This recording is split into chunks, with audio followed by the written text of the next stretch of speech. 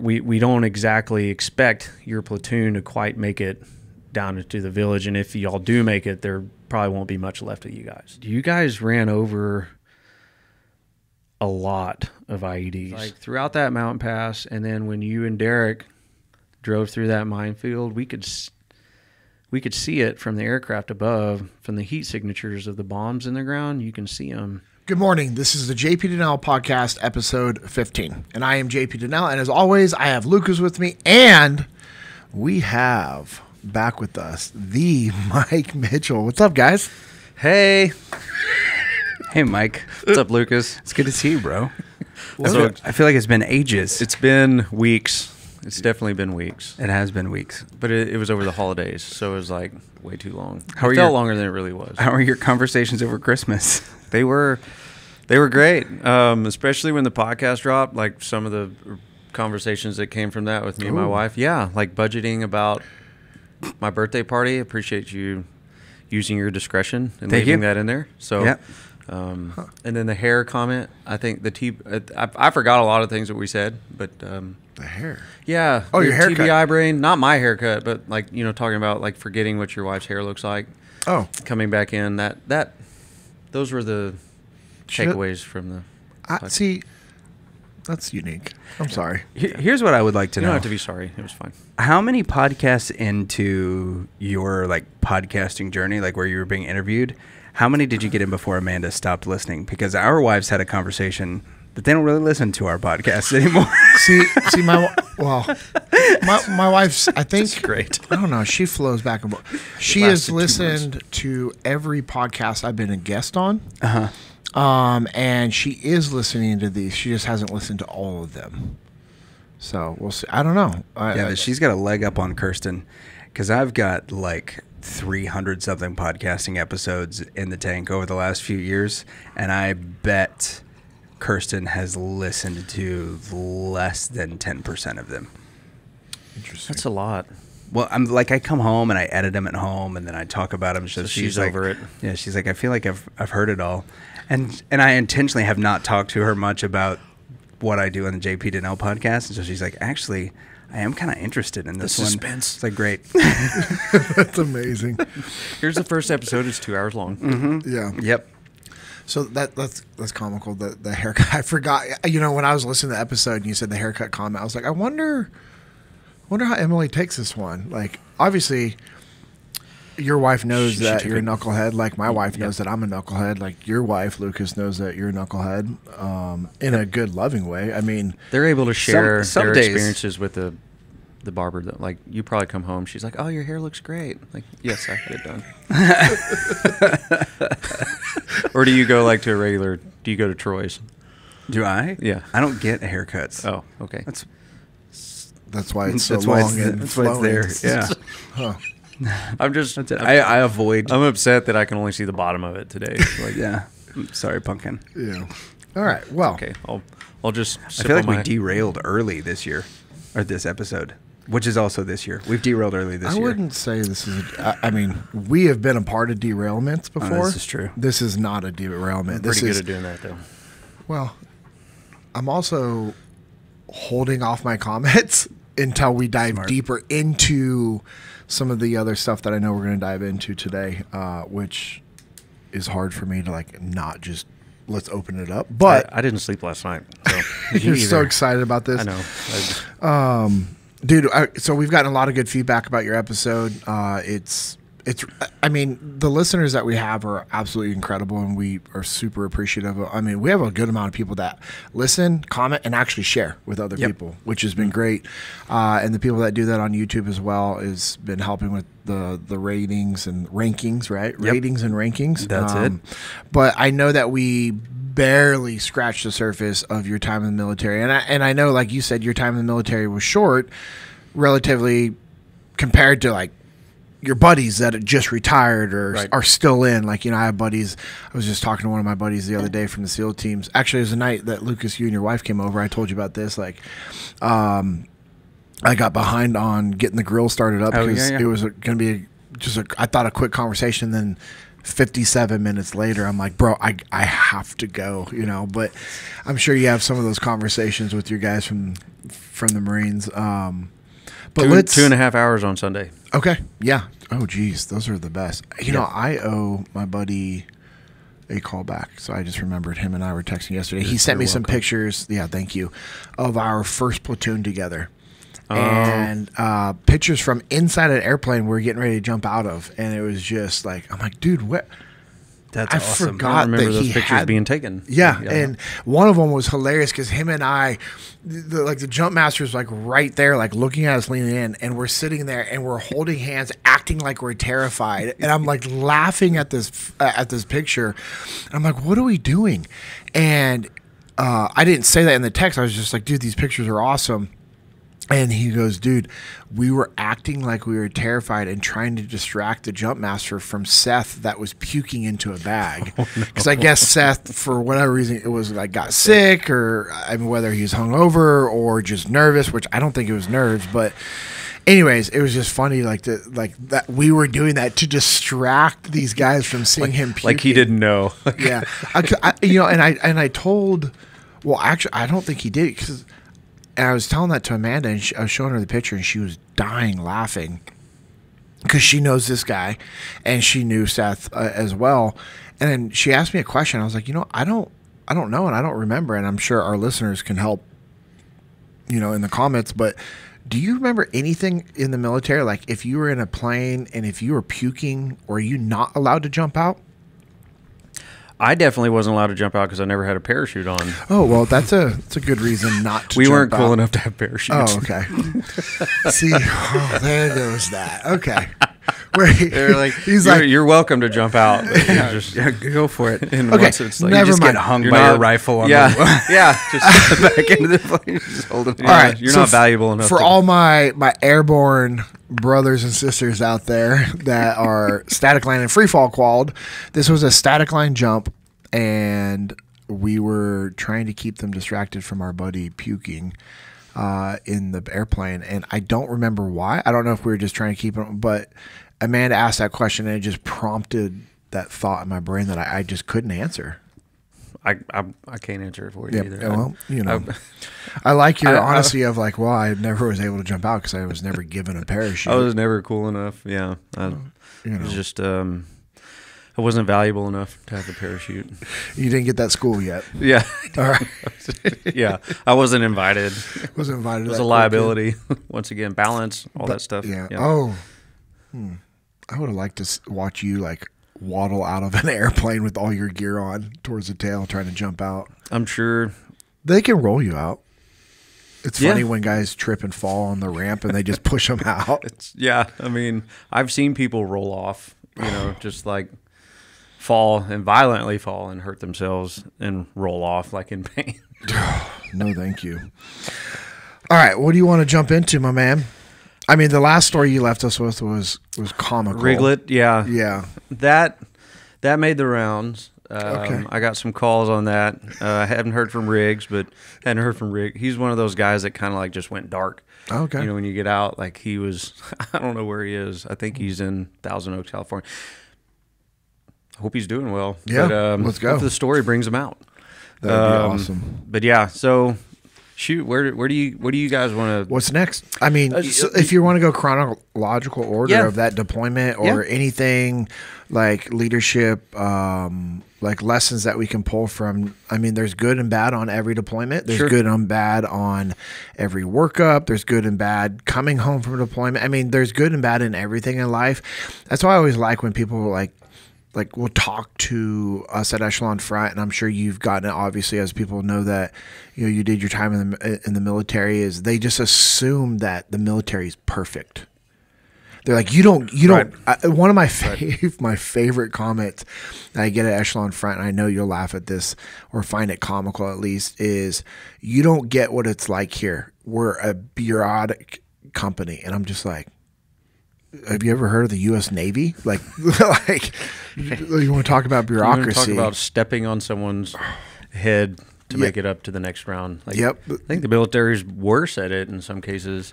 I would At times, Yeah. yes, depending on the unit, right, and depending on the individual. Yeah. And I'm sure you know, we had guys in SEAL teams that were just phenomenal leaders and didn't care about making rank. Like all they cared about was taking care of their people and getting the job done. And then you had the opposite spectrum, where it was known. You knew that they were a career guy, and all they cared about was just climbing the ladder as high as they could, and they would ruin and destroy people's careers. They would ruin and destroy people's livelihood by forgetting where they came from. Yep. So, and I was lucky. There were five lieutenants. We had 3 line platoon lieutenants, and then we had the executive officer of our company was a lieutenant, and then on deployment we had an artillery officer with us as well, who was a lieutenant. I mean, I was lucky. Those guys, plus my boss, they weren't really worried about that. that's cool. You know, I can really speak to the other 2 line platoon guys, Woloski and Lieutenant Wright. They weren't me. You know, they were tall and lean and, you know, like perfect looking Marine officers. They had professionalism that came with the name and the title and the rank that I didn't have. But, you know, we worked very well together. There was never a competition between us. I don't know, we spent so much time together in training. I think that I was lucky that I didn't have to be around guys that really cared so much about their careers. Captain Batani didn't.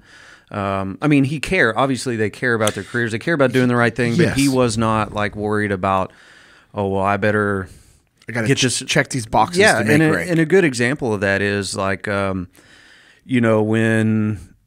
you get in a troop in contact, or when you run over an IED, or when something happens to you where the enemy is involved in combat, the immediate thing you start doing is communicating, like up to higher, like, hey, so what happened? FYI. Yeah, so my style on it was, but I'm thinking about a time where my lead Vic ran over an IED, and I'm watching everything blow up, and I just pick up, the phone. It was like a little phone thing, and I'm like, Castle, this is White 1. Hey, White 2 just ran over an IED. Here's our grid. I'll let you know what's going on. Yeah. And the first guy to jump on, it wasn't Captain Batani, but it was the executive officer, and he was like, okay, I need this, I need this, I need this, I need this.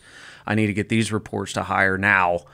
And I'm like, give me a minute. Like, my guys are rocked in that vehicle. So the first thing that our standard operating procedure was, when a vehicle got hit, we immediately rolled into other actions like everybody else did. Something like the lead Vic gets hit.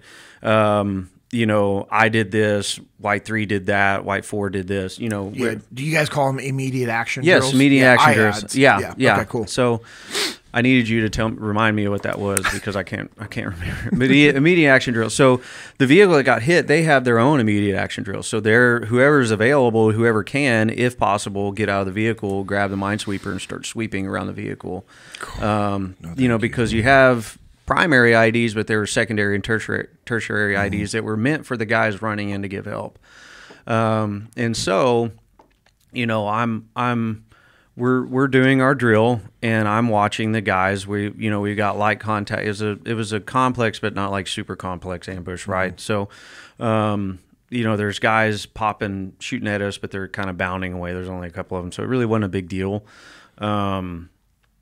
And it's kind of funny. It wasn't a big deal. I was just thinking, like, the average person listening. I love how you said simple, but not like super complex ambush. I'm like, well, it's an ambush, right? Well, but in our mind, we're like, no, I love it. No, don't feel bad. See, this is why I'm Lucas is crying. Thankful that I get to have you on here, because we get to share. I will say, being on this side of the table and being a civvy, like I'm having those same things. Like, this is just a little shooting at us as they were going away. I was like, typical. That's so standard. That's kind of what my wife and I faced in Gears of War 3 yesterday. Whenever we were, we're leaving Walmart. After the baby was down, and we were trying to get a little bit of video games before bed. Yeah, I know exactly what you're talking about. I can relate. That's what we call it. Let's go play video games. That's amazing. Don't forget the rubber sheets and the gerbils. That's Christmas Vacation. I didn't make that up. No, Yeah. I know. Yeah, but it is weird to hear, and we've talked about this before. Like, my place at the table is strange to me some days because we during this timeline we weren't doing the same things at all, and so listening to what you guys are talking about from a civilian standpoint, it is wild how casually you just talk about it. Like, yeah, no, I mean, he blew up, and so we had to send the guys out with the the metal detectors to check and make sure none of the rest of us were going to blow up. And there was a few guys that were shooting at us, but it was kind of, they were running away, so we weren't really worried. Just an average just a ambush. small handful of them. Tuesday. Yeah. So it's a typical afternoon ambush before naps. It's just crazy for me. There's a lot of facts to that There statement. are a lot of facts, actually. right? We were inserting, and I was very sleepy. Yeah, Anyway. we were sleepy. So the way I set things up was we were around the clock. I had a big area of operation to handle, and we split into 2 teams. We had 4 vehicles, and so I was in charge of the platoon, and as a whole, we were always together. And our platoon was 4 vehicles, and we had about 28 or 29 Marines, and then we had 2 or 3 interpreters, depending on the month, and then some of our we would take people out occasionally. That wanted to, I don't know, they would send guys with us that could like listen to radios and stuff. But they were nerds. Like they were just the first time I took them out, I brought them back after 2 days. I drove all the way back, and we're like, here, Captain Batani, take these guys back. Really? They were worthless, right? That sucks. Well, I mean, they had cool gear. They had stuff that could work, but they only wanted to work from their vehicle, right? And we operated. Oh, yeah, that's not. Yeah, you know what I mean? Not like applicable. Yeah, it could be if their stuff couldn't work for us. So it's like, they were like, if you want us to work, you have to drive all the way in to the green zone and like drive, and that's just wasn't. I mean, this stuff was made for tractors and carts, not 35,000 pound vehicles. So, every day, we went hard. I mean, I think in the 6 months that we were there, we averaged 10 to 15 kilometers on foot a day, each squad. So, because we had to insert from the ridgeline, we had to find a place to insert, and then we had to plan. Okay, we're just going to move through here. We're disrupting, never doing the same thing, but we were doing the same thing every day. I mean, every day I met with, and so did the other squad, which was led by Gunnery Sergeant Abrams. We gave intent, and for the most part, Sonny spent, I call him Sonny just because it's his first name. That's Gunnery Sergeant Abrams, but who got out as Master Guns. He was the guy I was telling you was kind of the legend in the community. Is any relationship? No. I don't think so. To the Abrams? No. Battle tank? I don't think so. Because, I mean, it could be. That I never would be asked. Crazy. It could be crazy, but it would be kind of silly because he was in an LAV, which was nothing to do with Abrams. But that would have been awesome. But it's that's the way you spell the name, I believe. But so, Sonny was, like I said, Sonny was different than Lance Garcia, who I talked about in the last episode. Sonny was just as experienced, just a different leadership style, which is a lot like my leadership style. So taking him into combat was like, and he was so respected. And so by him joining our team right before we went to Mojave Viper brought so much credibility to us. And he brought a few guys in that were combat hardened, corporal. His name was, we called him Hot Carl because he was, I mean, not because of his looks, but he's like a little bit of a hothead. Yes. And he was, he's Paloan. I can't say, he's Islander type. And he's actually living there now. Like, I couldn't even point on a map where he lives. But he was just living his best life. Oh yeah, on an island. He was in the battalion or the company that supported Luttrell. Oh wow. Was it One Bullet? No, well, not one bullet away, his story. Oh, Lone Survivor. Lone Survivor. Yeah, yeah. So he was in that valley. Oh, wow. And my mentor actually, Captain. He got out. His name was Reagan Turner, Captain Reagan Turner. He was my mentor at the basic school and IOC. He was the guy that I believe got me as an infantry officer. Like, that's what I wanted, and I didn't have, anyway, I had a lot of guardian angels, Sonny being one of them. He brought so much credibility to us to the point where, we were given all the hard tasks. We were given the cool things to do because of Sonny, and then his status in the community, his reputation in the community really brought around my other two sergeants, the vehicle commanders, Sergeant Flores Martinez, who we call Flo, and then Derek Platts, who was my point man. Those two guys were already studs, but when Sonny came around, he just leveled them. He leveled them up, and he leveled the whole platoon up, and so did Carlson. He was my. We had A and B team. Myself and Derek Platts, the point man, we were vehicles 1 and 2. That was A team. Not because we were better, it's just alphabetical. And then we were better. But and then, Sonny and Flo were the 3 and 4 Vic, they were B team. And so Carlson was in charge of the B team infantry guys. Okay. So those guys and us, we were rotating. Myself and Ben, we were on the night shift, so we would insert at 4 in the afternoon or so, and we'd walk in and kind of be in the same areas as Bravo team, which had been out since 5 in the morning, 4 in the morning. Yeah. And so we just kind of do a high five coming out. We just kind of meander around, kind of make it look confusing, like a conglomerate. Yeah. And then they would hightail it out, and then we would, do our thing. We would either go, meet with a couple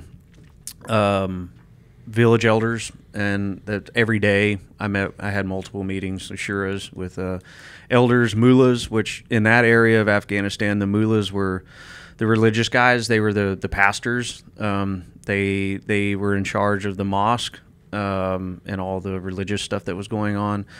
The problem is that the Taliban found out that we weren't, as our troops, the NATO allies, or whatever you want to call it, the U.S. forces were not allowed inside mosque or their compound. Mm-hmm. So the Taliban came through and either murdered or drove off all of the legitimate pastors and took over. So the mullahs in most of these areas were 19, 21, young, hot-headed Taliban guys. And so every day I'd be sitting down for tea with an elder under the protection of the elder, which is a pretty interesting cultural thing. Yeah. But it's kind of reminds you of the old days where you meet with the enemy, and you'd be like, we're going to meet right here tomorrow, and, do you surrender? It wasn't that, but I mean, I had a lot of meetings with the Taliban. I always tell people I had meetings with the Taliban. I got to know some of the guys, and they were extremely unstable, hotheads, but so were we. We were violent. I wouldn't say we were unstable, but we were easily provoked. But the problem with them is we were trained by, and I have to give John Battani, my company commander, all the credit. He was so adamant on our aggressiveness. Like I was telling you the last time, our first night, he was like, "Go.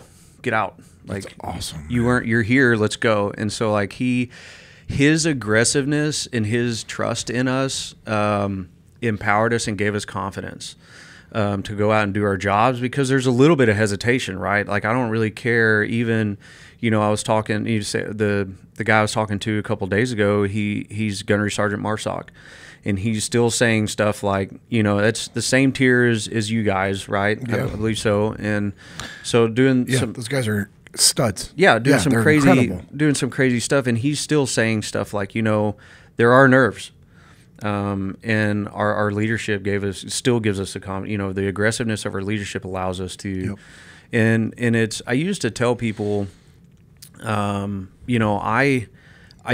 my grandfather, my stepdad's dad, who I'd call my grandfather as well, he was Utah Beach, wounded. Whoa. Utah Beach, and he's just one of those animals from that time period. Mm-hmm. And I learned a lot from him. And it's not just him, but there's other people I met along the way. But the courage of those guys, and I'm leaning this back to John. His courage empowered me. His courage gave us confidence. So and I always say courage has a leapfrog effect through time. The courage of the World War II guys, the reputation that preceded us, that preceded me in combat, gave me the confidence, that shook my nerves, or allowed me to shed my nerves, allowed me to be aggressive, to have no fear, to think, like we were talking a minute ago. No big deal. It was just it was a 20-pounder that blew up our 35,000 with a couple of knuckleheads shooting at us. Well, we're gonna jack you up now. Yeah. Like you just poked the bear. Yeah. And so I don't know where I was going with that, but no, the attitude of your leadership is contagious, and you had you had a good leader that drove you guys to be aggressive, showed you why it was important. Absolutely. And and that's what gave you guys the ability, and it gave you the ability to be able to sit down with the Taliban, look them in the eyes, and not be afraid. Yeah. And they're wild, hothead, demonic individuals. Very, and we're like you were saying, like, hey, we're not unstable, but we're wild. We're in war. Yeah, we're literally in war. Like, we're not going to be Boy Scouts over there. Yeah. We can't be. No, because that's how we all get slaughtered. That's how that's how we lose. Yep. And that's what our politicians don't understand when all these things happen. It's like, no. You guys are opening up these doors. Mm-hmm. Like, the only way that we can actually fix this is through this violence. Yeah. Now, there's obviously other parts to that of being smart and strategic, and there's all these other things. But when you're putting people on the battlefield, like, that mindset that your leadership instilled into you, which was instilled into them from their leadership, whether it was their parents and grandparents, and we know factually the Marine Corps is phenomenal at building culture. Yep. A violent culture. Yeah. I mean, that's what we need. That's why I said the last episode, and this is something that I've heard Jocko say, that Leif say, that we always say at Echelon Front, the Marine Corps is one of the most elite fighting forces the world has ever seen. And that is factual, and it will always be factual because of the culture. And this is a great example, to where you're able to, like you're saying, sit down with these individuals and be like, all right, hey, I know who you are. I know the games that you're playing, but guess what? We'll be back again tomorrow. Yeah. And we're going to come kill your guys tonight. Yeah. So, sleep tight. Yeah. See you soon. I don't know if you remember the movie Life with Martin Lawrence and Eddie Murphy. So you need to go. There's a scene with them when they're older going to bed, and they're having a back and forth. He's like, I hope you wet the bed with your weak bladder. Like, sleep tight. Like, come stab you in your sleep.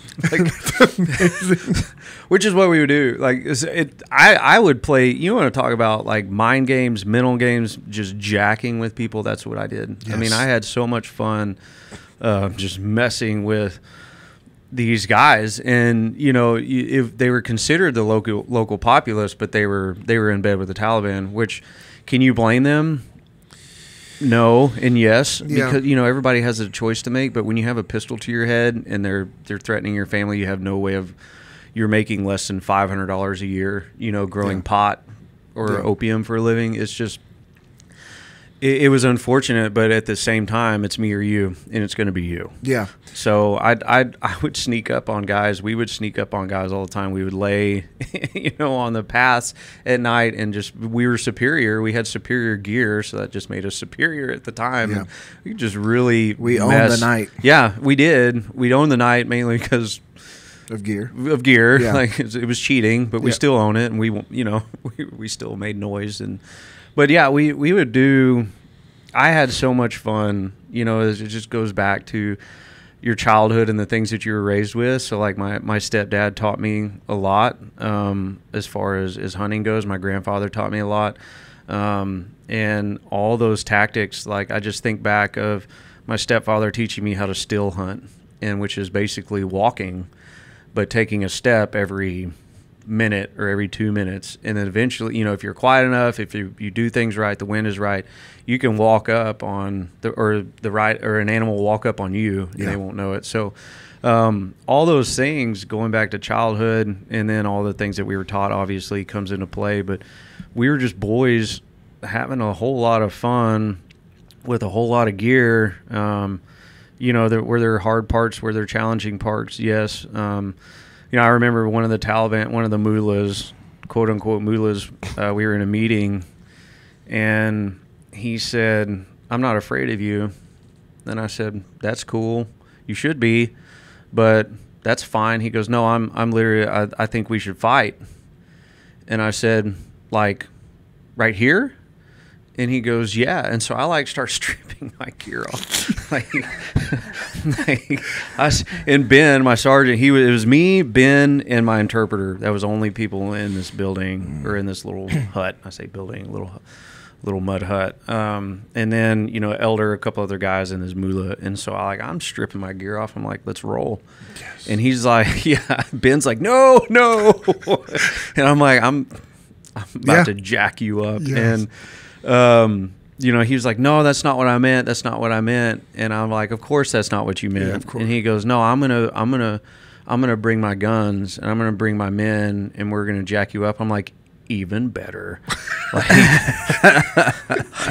So I'm like sitting there. I've like got like you know, I'm like, yes, like, and my interpreter started talking. I'm like, "Shh, let me handle this conversation," because at that point I could speak decent, you know, enough. And so I basically said, "I will be here tomorrow at noon. Like, show me your watch. I will be here at this time tomorrow, and I will walk right out that door right there, and you can bring all the people you want." I'm like, "I will be right here. Like, you can bet as sure as you're Allah that I will be right here." And he was like, "Okay." You know, he was, of course. You know, he was a young guy. I mean, I was young too, but he was probably had 20, you know, whatever.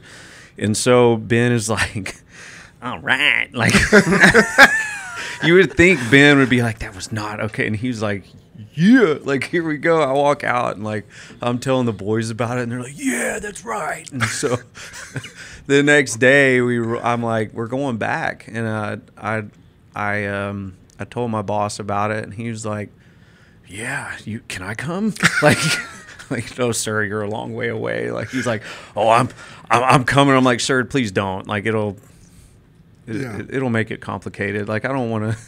If it really goes off, I really don't want you to get killed. Like, we need you." Like, so he was that, and that's what goes back to John. Like, he was just like, "Let's roll. Let's roll." Yeah. Like, come on. He's like, "What kind of support do you need?" That's amazing. He's like, "Do you want me to bring the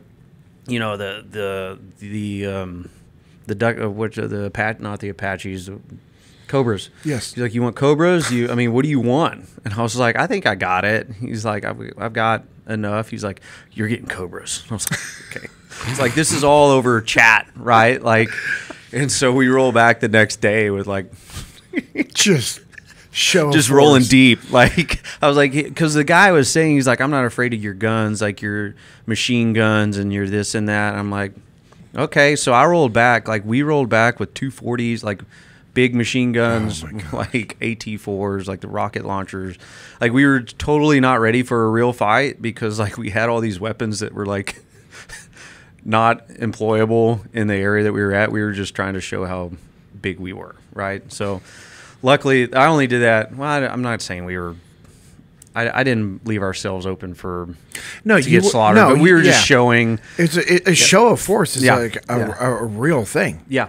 So for effect. The helicopter, I think, is what did it. You think?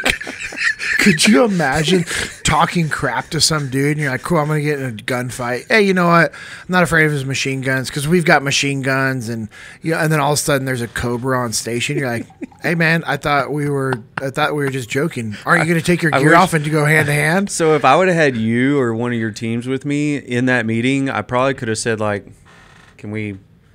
And then you would have nodded, and then like it would have just came down like in that moment. Like, that's the level of support you guys get. You know what I mean? Oh yeah. Like, that's why I love having guys like, we didn't have SEALs in our AO. I think they came in once and took a guy out, which really made us mad because we I don't know if it was you guys or SAS. It's not like y'all like. Well, if it made you mad, it was SAS. Yeah, I'm just kidding. Who is SAS? They were city? British, the British that's what I Special thought. Forces, the British equivalent, I guess. Yeah. Those guys Ex- are legit. Those guys are amazing. What's that book, Bravo 20?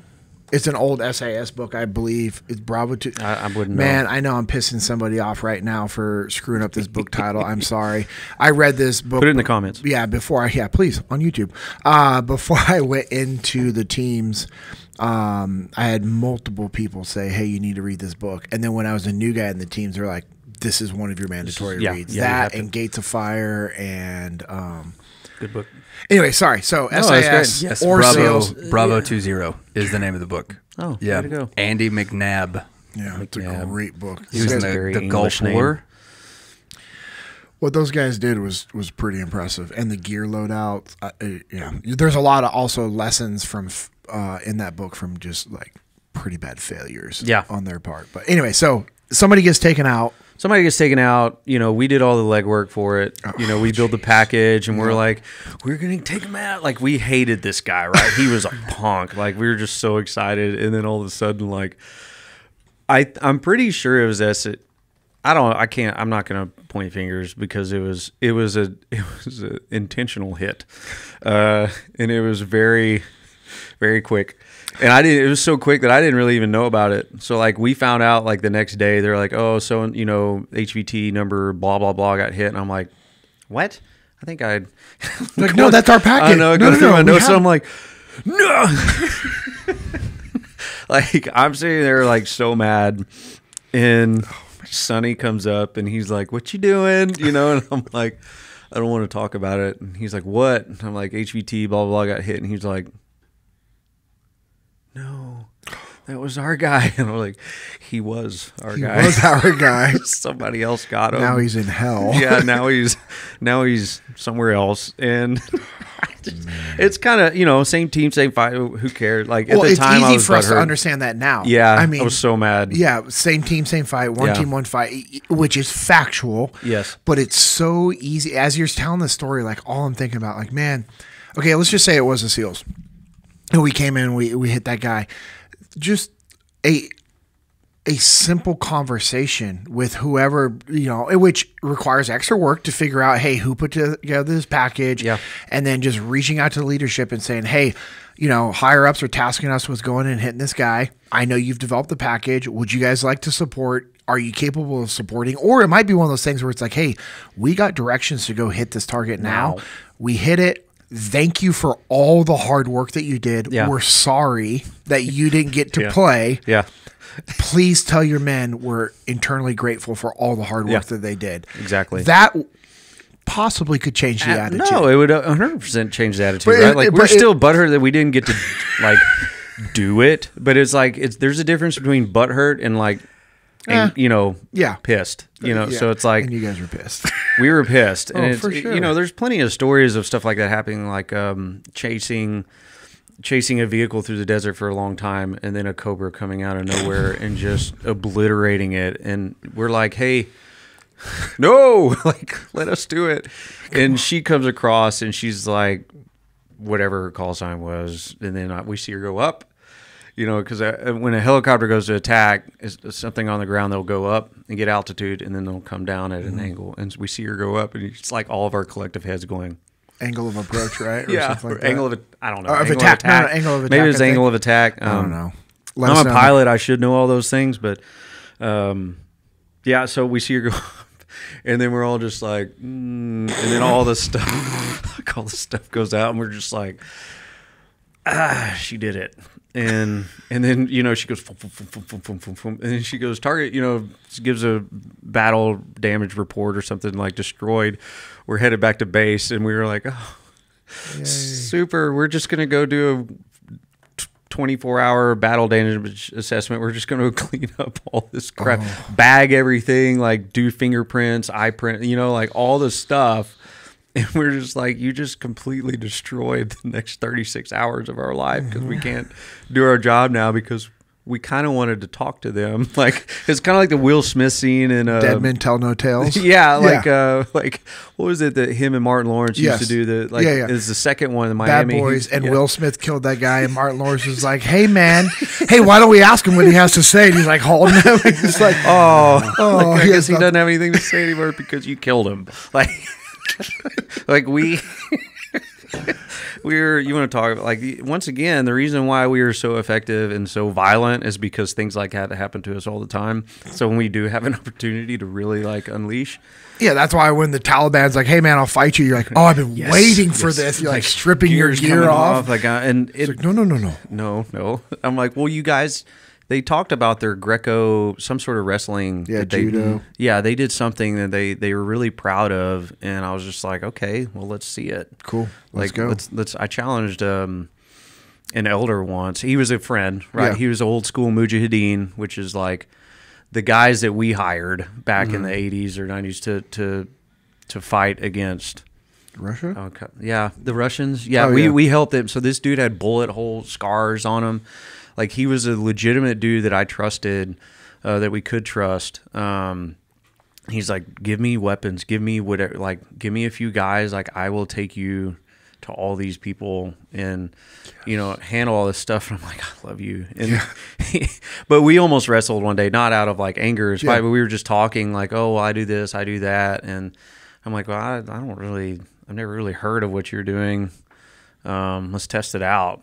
And that's when Ben was like, no, you're not allowed. Like, Ben wouldn't let me do anything. He wouldn't let me ride camels, wouldn't let me ride like scooters. I couldn't do anything fun. Like, I couldn't drive MRAPs. I couldn't do anything because him and Sonny were just the fun suckers. And they were like, you're the lieutenant. You have to be all professional. You have to tell us what to do. I was like, just let me have fun. This is some fun. And they're like, who cares if a sniper takes me out while I'm on a camel? Like, well, everybody does. Well, I didn't. So I didn't get to. I got on a camel. Ben got sent home early. His wife was a high risk pregnancy, and she got pregnant right before he deployed. It's important to note that because that happens a lot where people get pregnant after people deploy or. Somehow their wife is pregnant in the middle of their 15-month deployment. Yeah. Like, that's so strange. I'm not a mathematician. And they have the baby after you get home. You're like, that's weird. Yeah, weird. Okay. Anyways. It's like Sean Keener, one of my guys, he got engaged on our deployment to a girl that he hadn't really met. Oh, man. Got you, Sean. Wait, hold on. Hadn't met her. They knew each other, I think. Okay. But, like, yeah, he's like, sir, I got engaged. And I'm like, I didn't know you were with someone.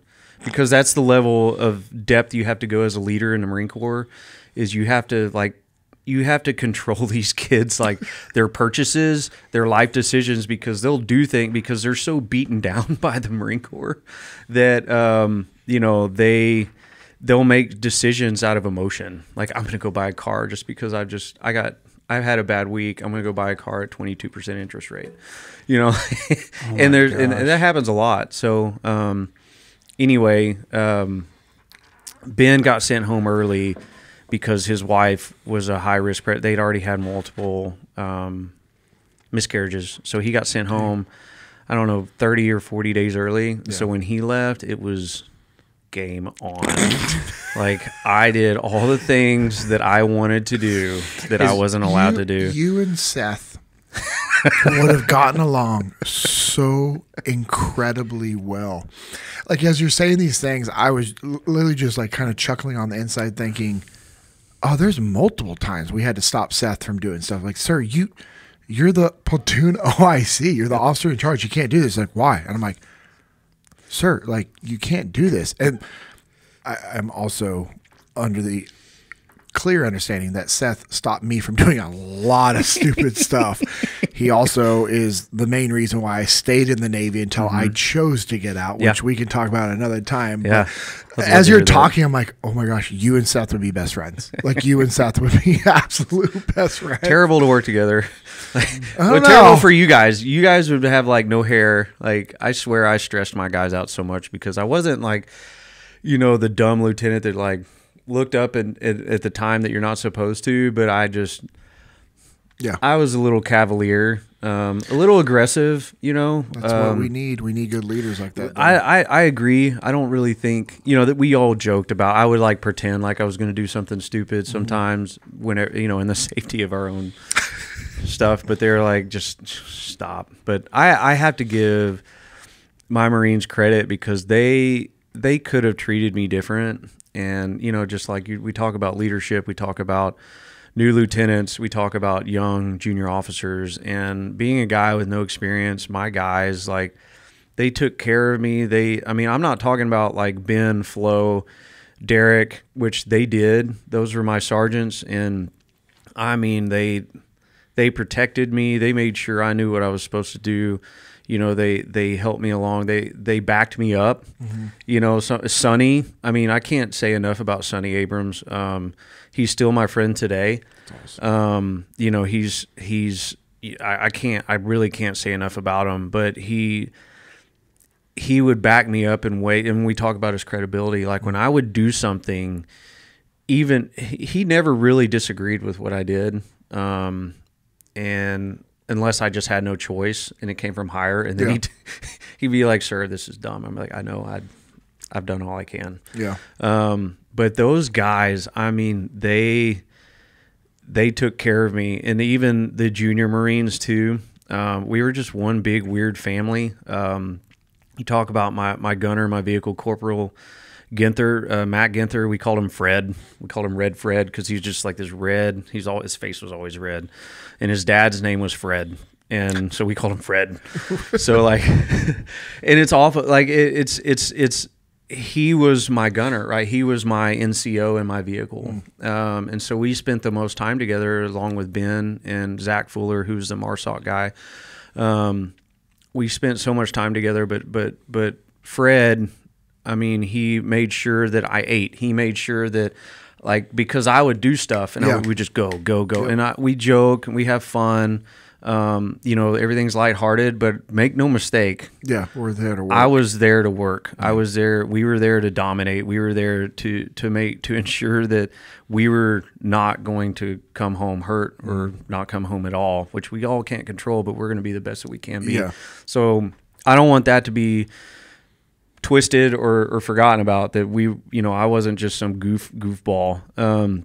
And so these guys kept me, they kept me sharp. They my driver, Sean Keener, I called him Marv because he reminded me of Marv off Home Alone. Yes. You know, it's like we all had nicknames for each other. So Marv, he was just like, he was the stepchild. Like, we'd be driving around and on the intercom, he'd come up and I'd be like, "Hey, we need to go over here." And he'd jump. I'd hear the little, in the intercom.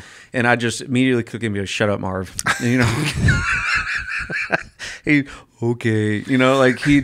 These guys, like Marv always made sure that I had food, like, because I was always doing something else or whatever. And that's like, oh, okay, well, they're just bringing you food or whatever. But that's a big deal for your enlisted guys to take care of you, not in a way that their job tells them they have to take care of you, but in a way that they're just like, I care about you, like we're together. I'm going to make sure you have your own food set aside.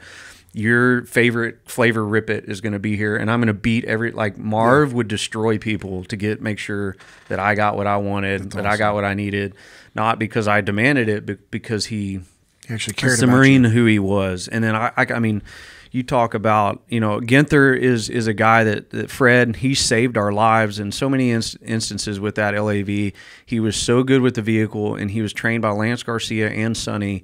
But, he ran that vehicle. He saved our lives, with his quick reactions and his ability to take a situation and be like, I don't need permission to do this. Yeah. You know what I mean? Like, and we're talking about rules of war, laws of engagement. These are very complex things. Even in an environment where we'll talk about later, but we were in a 429 Alpha environment, which is basically guns free. There's no... If it has a heartbeat, you kill it. Even then, you show discretion, right? As a human, for sure. Right, like there's discretion in everything, even though your gun's free, and that's the difference between us and them, in my opinion. 100%, and it's deemed a guns free zone because we know based off of our intel that it is an area that is extremely hostile and like it is enemy fighters. Like you are going into an area where it is known enemy fighters. They're all enemy fighters in there. Because I know somebody's listening and going, wait, gun? No. This is not what it was like normal. Like to have a gun-free zone it's a big deal and it's a rarity. It's correct? Very rare. I only had it once. Yeah, so I just wanted people listening to understand, like, this is not like you go overseas and it's gun-free zone. No, like it's not the Wild West. Yeah, for the and also coming from, even though yes, Marines are badass, you know, SEALs badass, every branch, right? But I'm talking like these higher tier units that are out there seeking and hunting, the like hunter the enemy killers. fighters. We still have super risk adverse leaders that are in positions that are aligned with lawyers and the JAGs going, oh no, right? And so like you were saying, it's like the rules of engagement, rules of war are very complicated and complex. So for an area to be a gun-free zone, I mean not gun-free, but a what'd you say? I think I said gun-free. Yeah, we have said gun-free the whole time. I was going to clarify that gun-free, it sounds like over there means the opposite of what it means. Yeah, well, I mean, it's just there's no limits. Like there's no.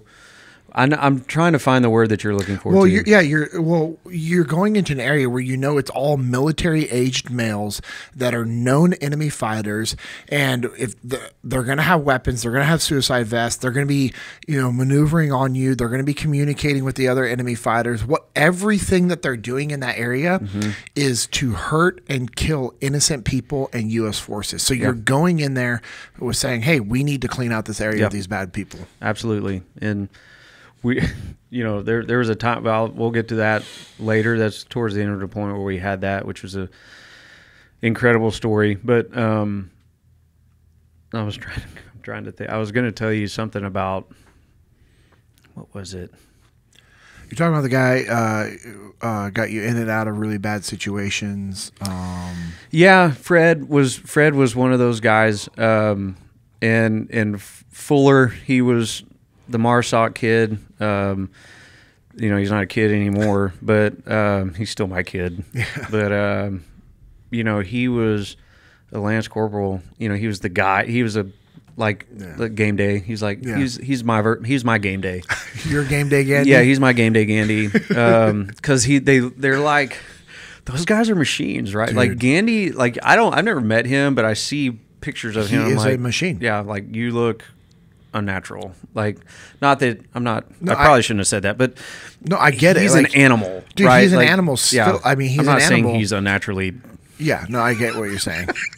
That kid, I can tell you right now, is as natural as they come, but and he looks super annoying. Right, and he looks like he just, and that was Zach. Like he's doing weighted pull-ups with 100 pounds. I saw that, and then going for a 3-mile run with a 40-pound weight vest, maintaining a 7:30 pace. Yeah, or like 2 months after a blown ACL, going into the Marine Corps, like, yeah, whatever. You're a perfect Marine. Like, you're perfect. I remember when Cody got out. When I heard that he's getting out, I was legitimately upset. Yeah, because I knew how much of a stud he was. Yeah, and I knew who he was, and I'm like, why are you doing this? Was he a recon? What did he do? I don't. No, he didn't really go into much of that. What was his MOS? Did it even? What is an MOS? It's a military occupation specialty. Like your job. It's your job. Gotcha. So like my MOS, we rate it by numbers, and it's kind of like in the Marine Corps, it's like a measuring contest. You're like, oh, what was your MOS? And you're like, I was an 0311. They're like, oh, okay. So 0311 is infantry. Anything infantry related, like I was 03, and we call it XX. Like instead of, you know, you have 03 21s, 31s, 69. Like you have all these types of 03s. But if you said 03, it was like I was an infantryman. I was a grunt. Like, and then, you know, we were really proud of that, and we were like we were the cool guys when we were in because we were supported, and then when we get out, we're like the guys supporting all the guys that weren't. Yeah, like I always made a joke, like, yeah, I'm just gonna take my skills and go be a I don't know, sell porta potties. I don't know. I don't know. I don't have any skills. Like when I got out of the Marine Corps, I went to a website and I'm like jobs. I was like, you could fill in like what was your MOS on these Lockheed Martin, Northrop Grumman, all these guys. You can put your MOS into their little thing, and it pops out jobs that you can compatible. Yeah, with. you're compatible with, and mine was 0.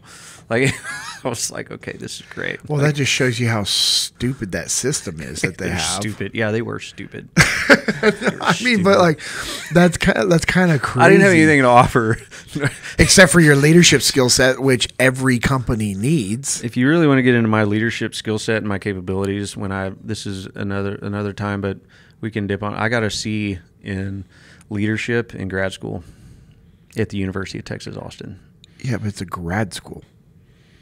But I got a C in leadership. You don't that means in grad 0. school. You don't get C's. That like means the minimum 0. grade you get is a B because the minimum GPA is 3.0. I got a C in a class you weren't supposed to get below a B in.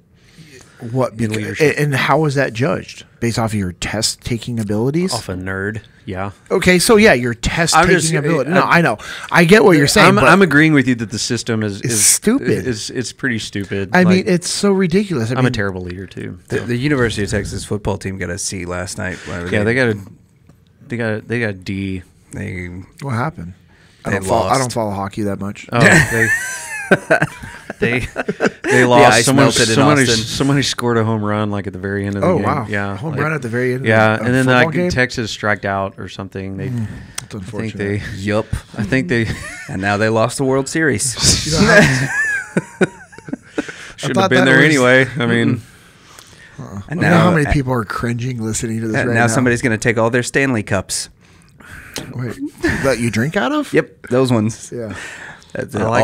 All their little girlfriends are going to have their Stanley cups taken away from them. None of them are going to be able to make TikTok videos anymore. Taylor Swift is watching anymore either. So. She's not following us anymore? No. Dang it. I know. We need to get Travis back. I don't really care if a witch follows us or not. So her and her witchcraft and demonic things that she does. JP Dinnell. Yeah. Anyways, whatever. All of our Taylor Swift fans are gone. I know. No. Well, we lost our Swifties. You should maybe look into what she's into, and you would probably leave yourself. Travis Kelce. So Stanley Cup.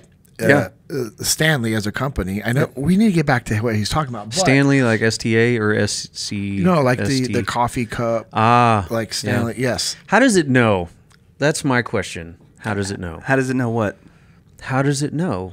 Whether it says you hot or cold? Yeah, you put something in there warm, it stays warm. Computer chips. Not just kidding. Could you imagine? I got a. But I mean, I eat hot stuff hot and cold stuff cold, so I got a popsicle and a can of soup in there. What that? That sounds like a jingle to got a popsicle and a can of soup. What that company has done in regards to like reframing their client base, they went from doing I can't remember the exact time frame, but it was within a very short period of time. Their company was doing about 73 million a year in sales, and they're like, oh wait, like because some lady did a TikTok, a TikTok, and she's a real famous influencer, I guess. And so they were like, oh, let's go with this, and they rebranded all their coloring, all the cups overnight, and their current evaluation is but the current sales is 750 million. Yeah, they went from being 10X. Primarily for construction workers and blue collar people to sorority chicks in about 3 days. The power. Mm-hmm. That's insane. And now it's a 21-day wait to get my wife's Stanley. And they're still. But what I think is there we go. Nice.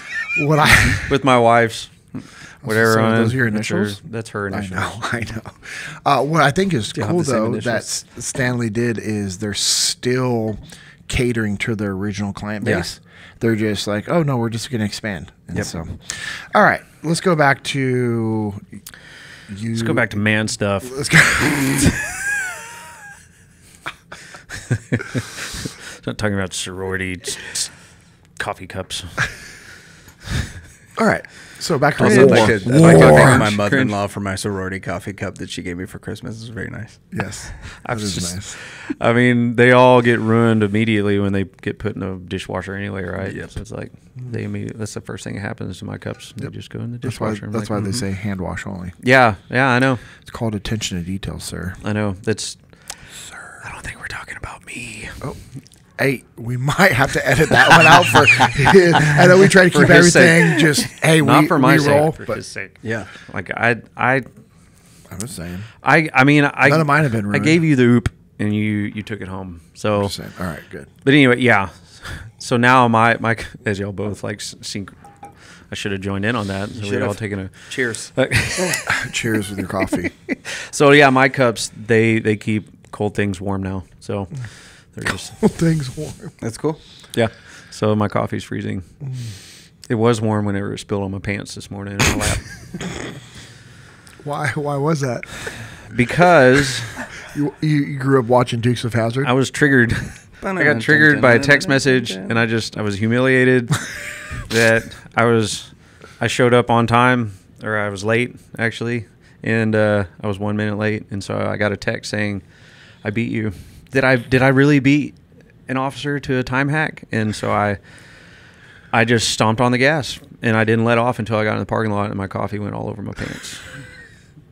Sorry about that, buddy. I was on the phone. When I say him and Seth would be best friends, this reiterates my point.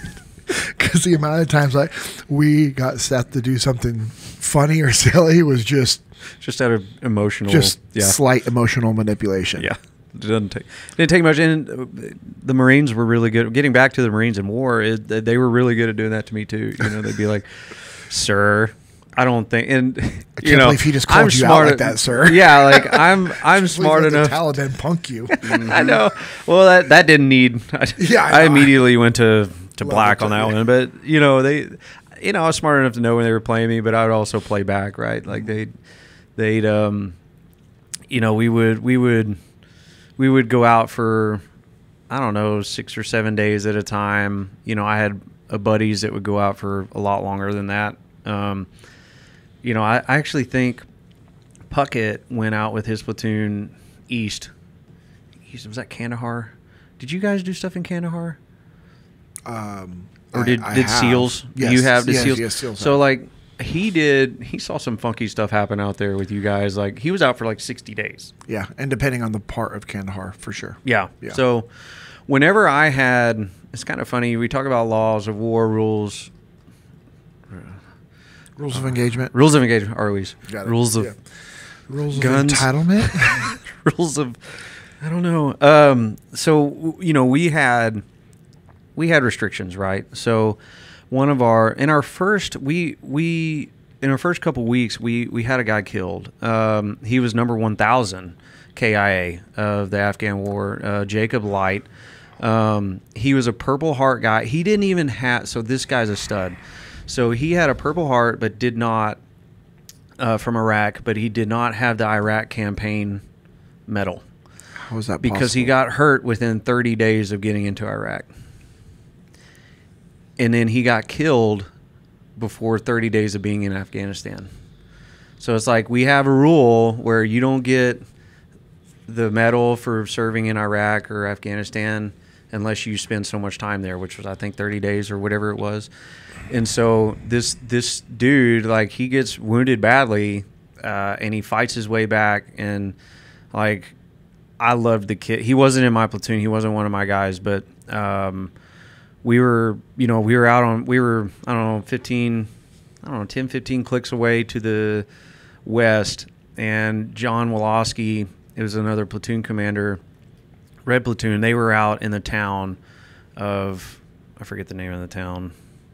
I shouldn't, but that's where that's where the COP was. Mm-hmm. That was kind of a major hub, and so that was their AO that they were responsible for. And we were in what was it, red air, black air, is where aircraft couldn't fly because the dust was so, the visibility was so bad that they couldn't fly. But they were out patrolling because the enemy would use the cover of dust storms to go out and either either move themselves or they would plant IEDs. They would use that to their advantage because they knew our technology didn't work. We couldn't have aircraft. And, technically we weren't allowed to.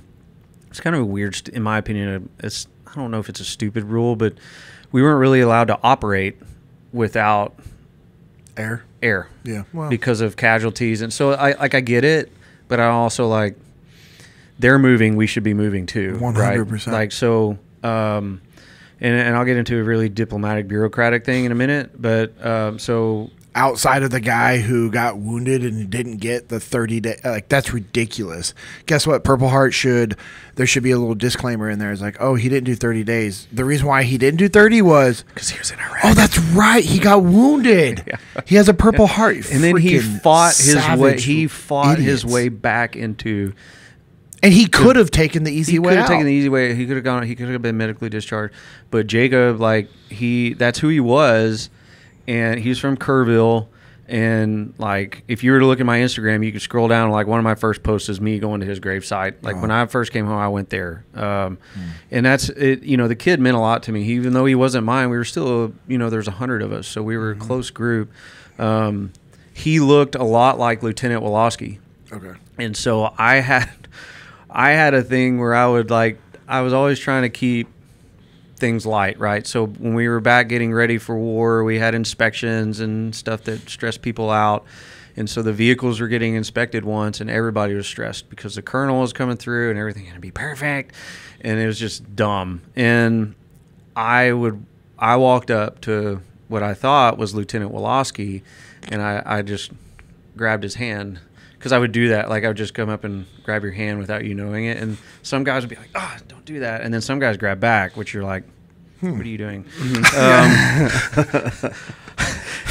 Getting lonely here. But, yeah, so I came up, and I thought Light was Woloski. So I come up to Lance Corporal or Corporal Light, and I grabbed his hand, and I was like, hey. And he just looked at me and goes, sir, not here. And so I love it. So I was just oops, whoops a daisy. I was like, I'm sorry, and he was just, everybody started laughing. It was a funny moment. It was during our workup. So it was just another thing to kind of bring us together, bond us a little bit. But that shows the small relationship that I had with the kids. So we're 10, 15 clicks away. And I forget what we were doing, but we hear a bomb go off, right? We're so we hear it go off, and then we're all just turning the radio up because we're waiting to hear what that was. We know where it came from. We know about where it came from. And then all of a sudden, chatter starts to pick up. I hear Captain Batani, come over the radio, red, whatever, red platoon, what's going on? What is this? And then I hear Johnny on the radio, and he was just calm and stoic. And there were the platoon, he lost the platoon after this because I think they blamed him for this. And I don't really know how accurate that was, but he kind of lost his, I don't want to say he lost his platoon, but I don't know how I would have recovered from this. And so they were patrolling, they see these guys across the river, and so they decide to set one part of the patrol down and make it look like the whole thing moved off. But we were leaving a group here to watch this guy to make sure he wasn't doing anything stupid. And where they sat down was where they had planted an IED. And so this joker across the way had the clicker for it. And when he saw, I forget how it all went down, but basically as Johnny walked off, they set the IED off. And so Jacob was laying on it. And so he just his body flew across and hit a couple other guys. So a lot of guys were wounded badly from a bomb going off within, but Jacob was so Jacob unintentionally saved a lot of lives, in my opinion, because his body absorbed most of the blast. Yeah. But so I didn't know any of this was going on, but I hear, I'm hearing it over the radio, and Johnny is just he's going through, we have reports to give, right? So we're fighting, if they're fighting. I don't even think they were fighting. It was just a bomb that went off, because I don't know if there was, I can't speak to what exactly happened. But I can speak to what I heard over the radio, and it was this calm voice of Johnny Wolosky, like, you know, taking command of the situation, and giving these reports, and he's going down, you know, our casualty list. He's calling in a casualty report, and the way you report these things is based off of urgency. So, you know, you have urgent, critical, you have casual, or routine. Okay. Routine is just like, oh, you know, we'll get to it when we get to it. And so he's going through these casualties, and then he gets in the way you call these in is through a number, and it's usually like two letters, and then your last four of your social. And so that's how you identify people that you're calling in to get picked up for a medevac. And, so as he's calling these names off, we're like, oh crap, okay, that's so-and-so, that's so-and-so. And then he gets to, you know, light, and he was like, you know, Alpha Lima 1 2 3 4. And we were just, and then he goes routine. And we were like, okay. And routine could mean a couple different things. Oh, yeah. So routine is based off of urgency, how fast we need to get you out of here. And so he, you know, they came back over there to like confirm Alpha Lima 1 2 3 4, and he goes Alpha Lima 1 2 3 4, routine, no pulse, no breathing. And so we were just like, I mean, you know, everybody just like sunk. But then the rage came. Like we were just like, we were a few weeks in, and we were just like, okay, this is on now. Like you started this. Yep. And so, you know, that he was number 1,000. His story is unbelievable. Jacob C. Light, he was killed May 28th, 2010. They named a barracks or a chow hall after him on 41 area in Camp Pendleton. It still better be in his name. It better be in his name. Should be. I mean, they shouldn't have changed it, but so that's kind of the tone that was set early on. We had weekly shuras or meetings with like the big elders in the area. So myself and the lieutenants and basically the whole head shed would walk into this town and have a meeting. And Captain Batani was, and Captain Batani's 6'3", like big dude, right? And he's like, if you saw a picture of him, you'd be like, that dude's real. Because he's just, and he, you know, his everything that his reputation precedes him. The Marine Corps reputation, his like Tufel precedes John Batani. Like he is what I envision as a Marine. And so we had our first meeting after that. We walk into town, and he's just, we just had a memorial. We got bombed during the memorial, like the ultimate like. And so we walk in, and this guy that had set off the bomb was in the compound, but he was under the protection of the elders. And so we're sitting there, and I'm like, right? Like, and I'm, once again, you know, I'm a little bit loose cannon, right? So like Ben's with me, and he's just like, don't do it. And I'm like, because, you know, this affected, we were a family, you know, so this affected everybody. And then to see this guy in this meeting, and he was like, he was boasting over it. And so I was like, sir, let me do it. And he was like, not here.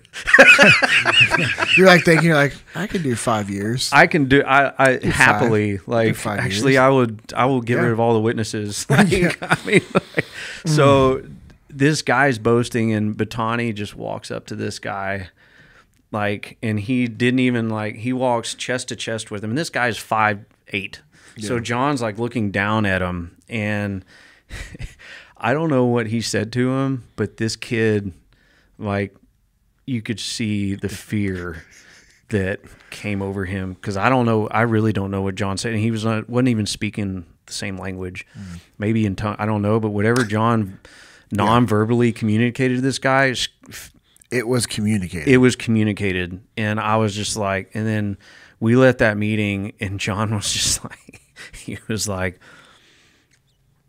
And I was like, okay. Roger that. Wow. Roger that, sir. So we got our vengeance on the guy somehow, some way. Good. And I never saw him again. So something happened to him. Yeah. And Bad things happen to bad things people. happen to bad people. So, but that, we talk about, that led me into the laws of war and rules of engagement and the SEALs and, the different rules that we have. Because I think you guys might operate under different rules than us sometimes. Depending on the area of operation. But, a lot of people, so I like that you brought that up because we had people that said that and assumed that in Ramadi as well. I was like, oh, you guys have different rules of engagement. Actually, our rules of engagement were the same as the group that was there before us. Right. So your statement is true and false because it's the rules of engagement in the area are the rules of engagement for whoever's going in there. Really? Okay. Yes, that's what I believe. Yep. Now, here's the deal. This is from my understanding based off of what I've done and Sure. what I had access to in regards to information. Right. But I also believe, and this is my beliefs. This is not factual. But these are my beliefs. What you said is also true because depending on the mission that you're doing. Yep. So if you're going after a high value target, there could be different rules of engagement in regards to that individual. Should be, because the There rules of absolutely engagement were should be. hostile act, hostile intent. Yes. Like we weren't allowed to be hostile towards you. We weren't allowed to kill you unless you had intent or an act. Yep. And an intent could be, That's all interpreted. Yeah. And also based off of the environment that you're in and what you perceive, Right. like if you can legitimately say you are in fear for your life and the life of your teammates based off of that individual's actions, then okay, Right. that is your interpretation of what was happening. Right. And, and so, I mean, I talked about this on Jocko's podcast. The first time I was on there, we did an HVT snatch. It was Saddam's #1 assassin that I was able to be a part of, like going after and grabbing this guy. kind of a sissy. Yeah. They've been trying to get this guy for a long time, man. Easy to find. Go down without a fight kind of guy. Yeah, not so much. And so as we're talking about this, I'm thinking about that mission, and we didn't have like crazy rules of engagement that was like, hey, but what we had access to in regards to assets and support, I will just say, from the higher ups and from other groups that help facilitate things was pretty awesome. Yeah. Good facilitators. That's a good way to put it. Yes. Yeah. And so I know I interrupted your story, but I think I wanted you to interrupt it because I wanted to hear what you had to say about it.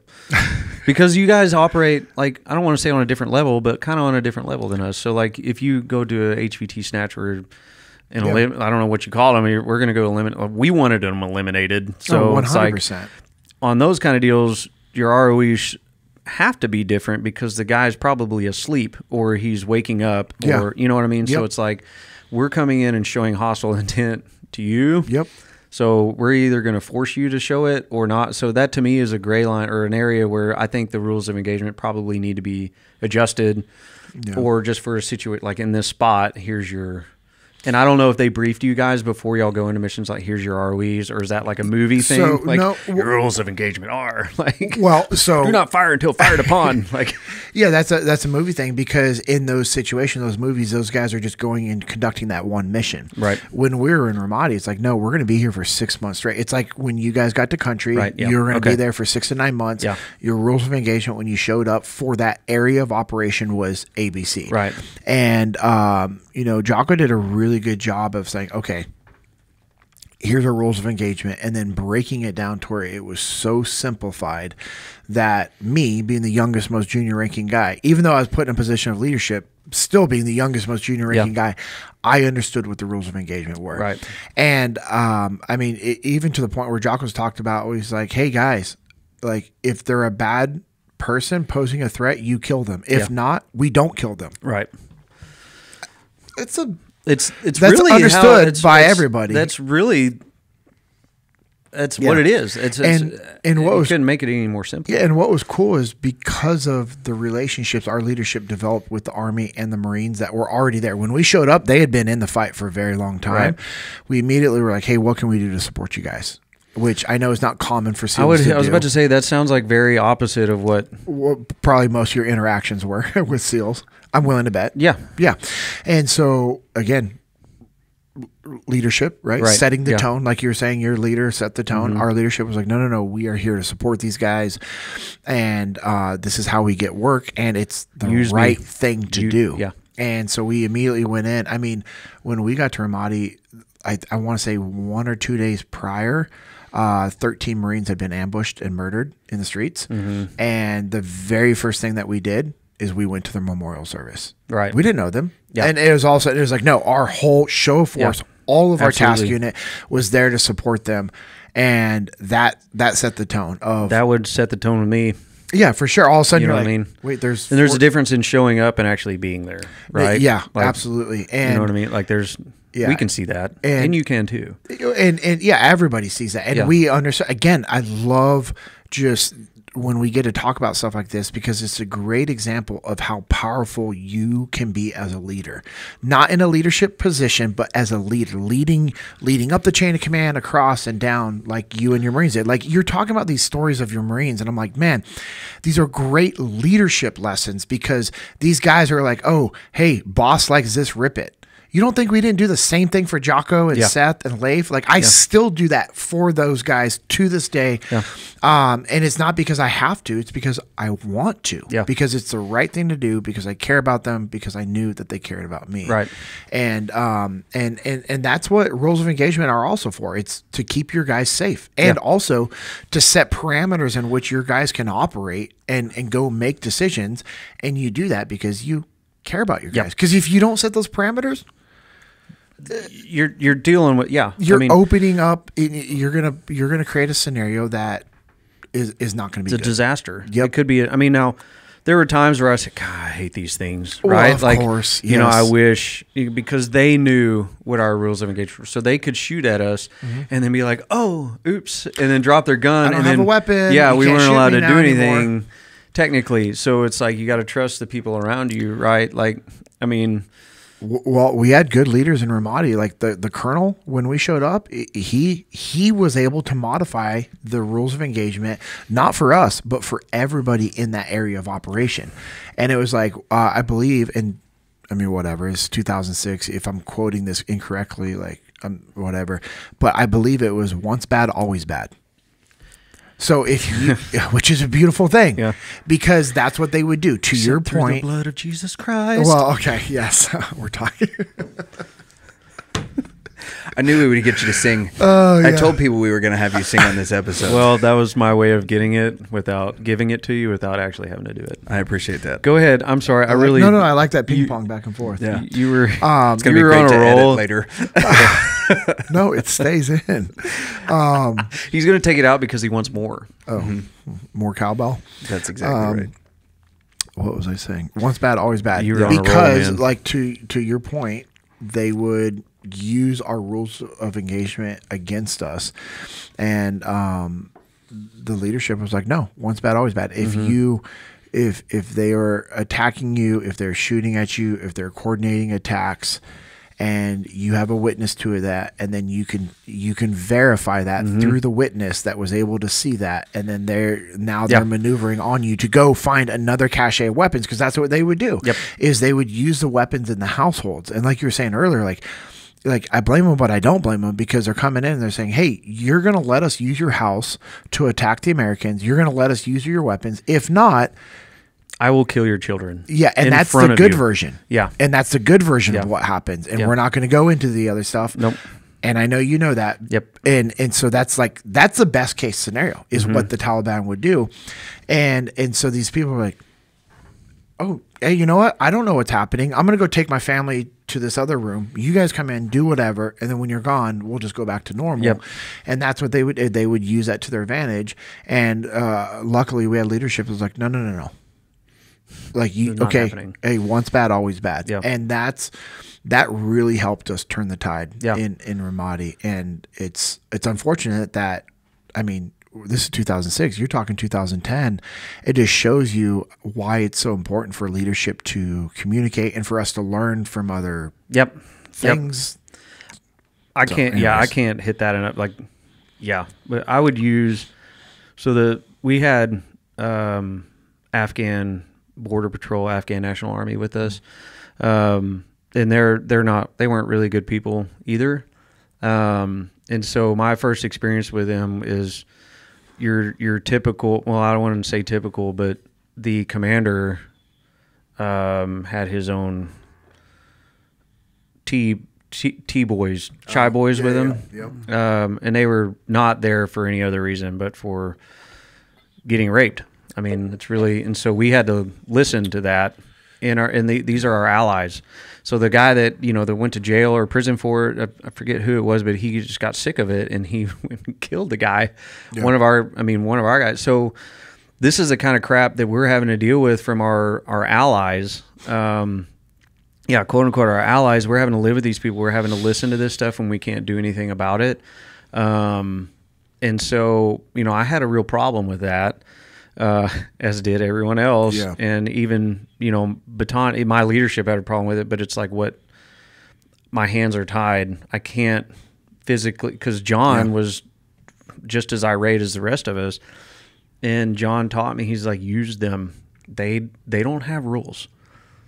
You use them for what they can do. He's like, make friends with the people that you can make friends with, and we will employ them the best that we can, and we just have to, this is what we are dealt with, and we're going to do the best that we can to protect those that need to be protected.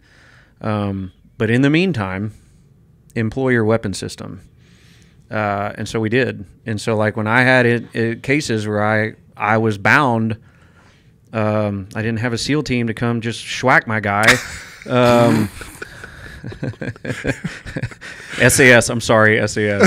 Right.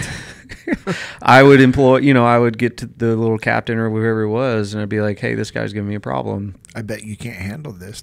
Yeah, I wouldn't even have to say that. They were like so eager to just do something. Yeah, like violent. And they were trying to prove themselves to you as well. Exactly. And so like you could definitely use that against them. And so I had to be very careful with how I did that. But we were able to employ those guys in a way that we couldn't be employed. So, and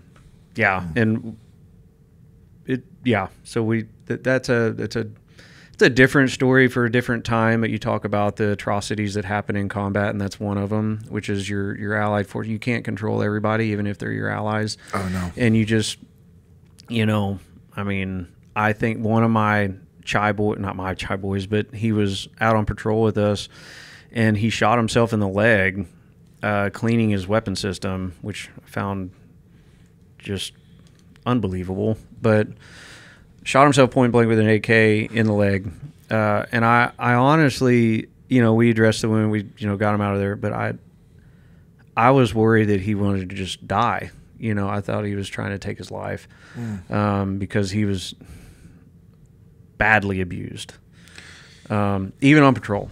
And this was probably his way out.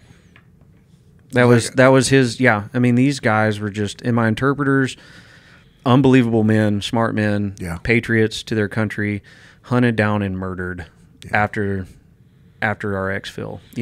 I was interviewing with the CIA, and one of them was hitting me up on Facebook. Please help me, sir. Please help me. My family's, so and so's been killed. So and so's been killed. They're tracking me down. All my information's been given out, and I'm like, I can't help you. I don't know how to help you. Like, I can't send you. I can't do anything. Yeah. Like, if I get caught doing something, then I definitely am going to screw something up for myself on this side. Yeah. But also, like, I don't know how to help you.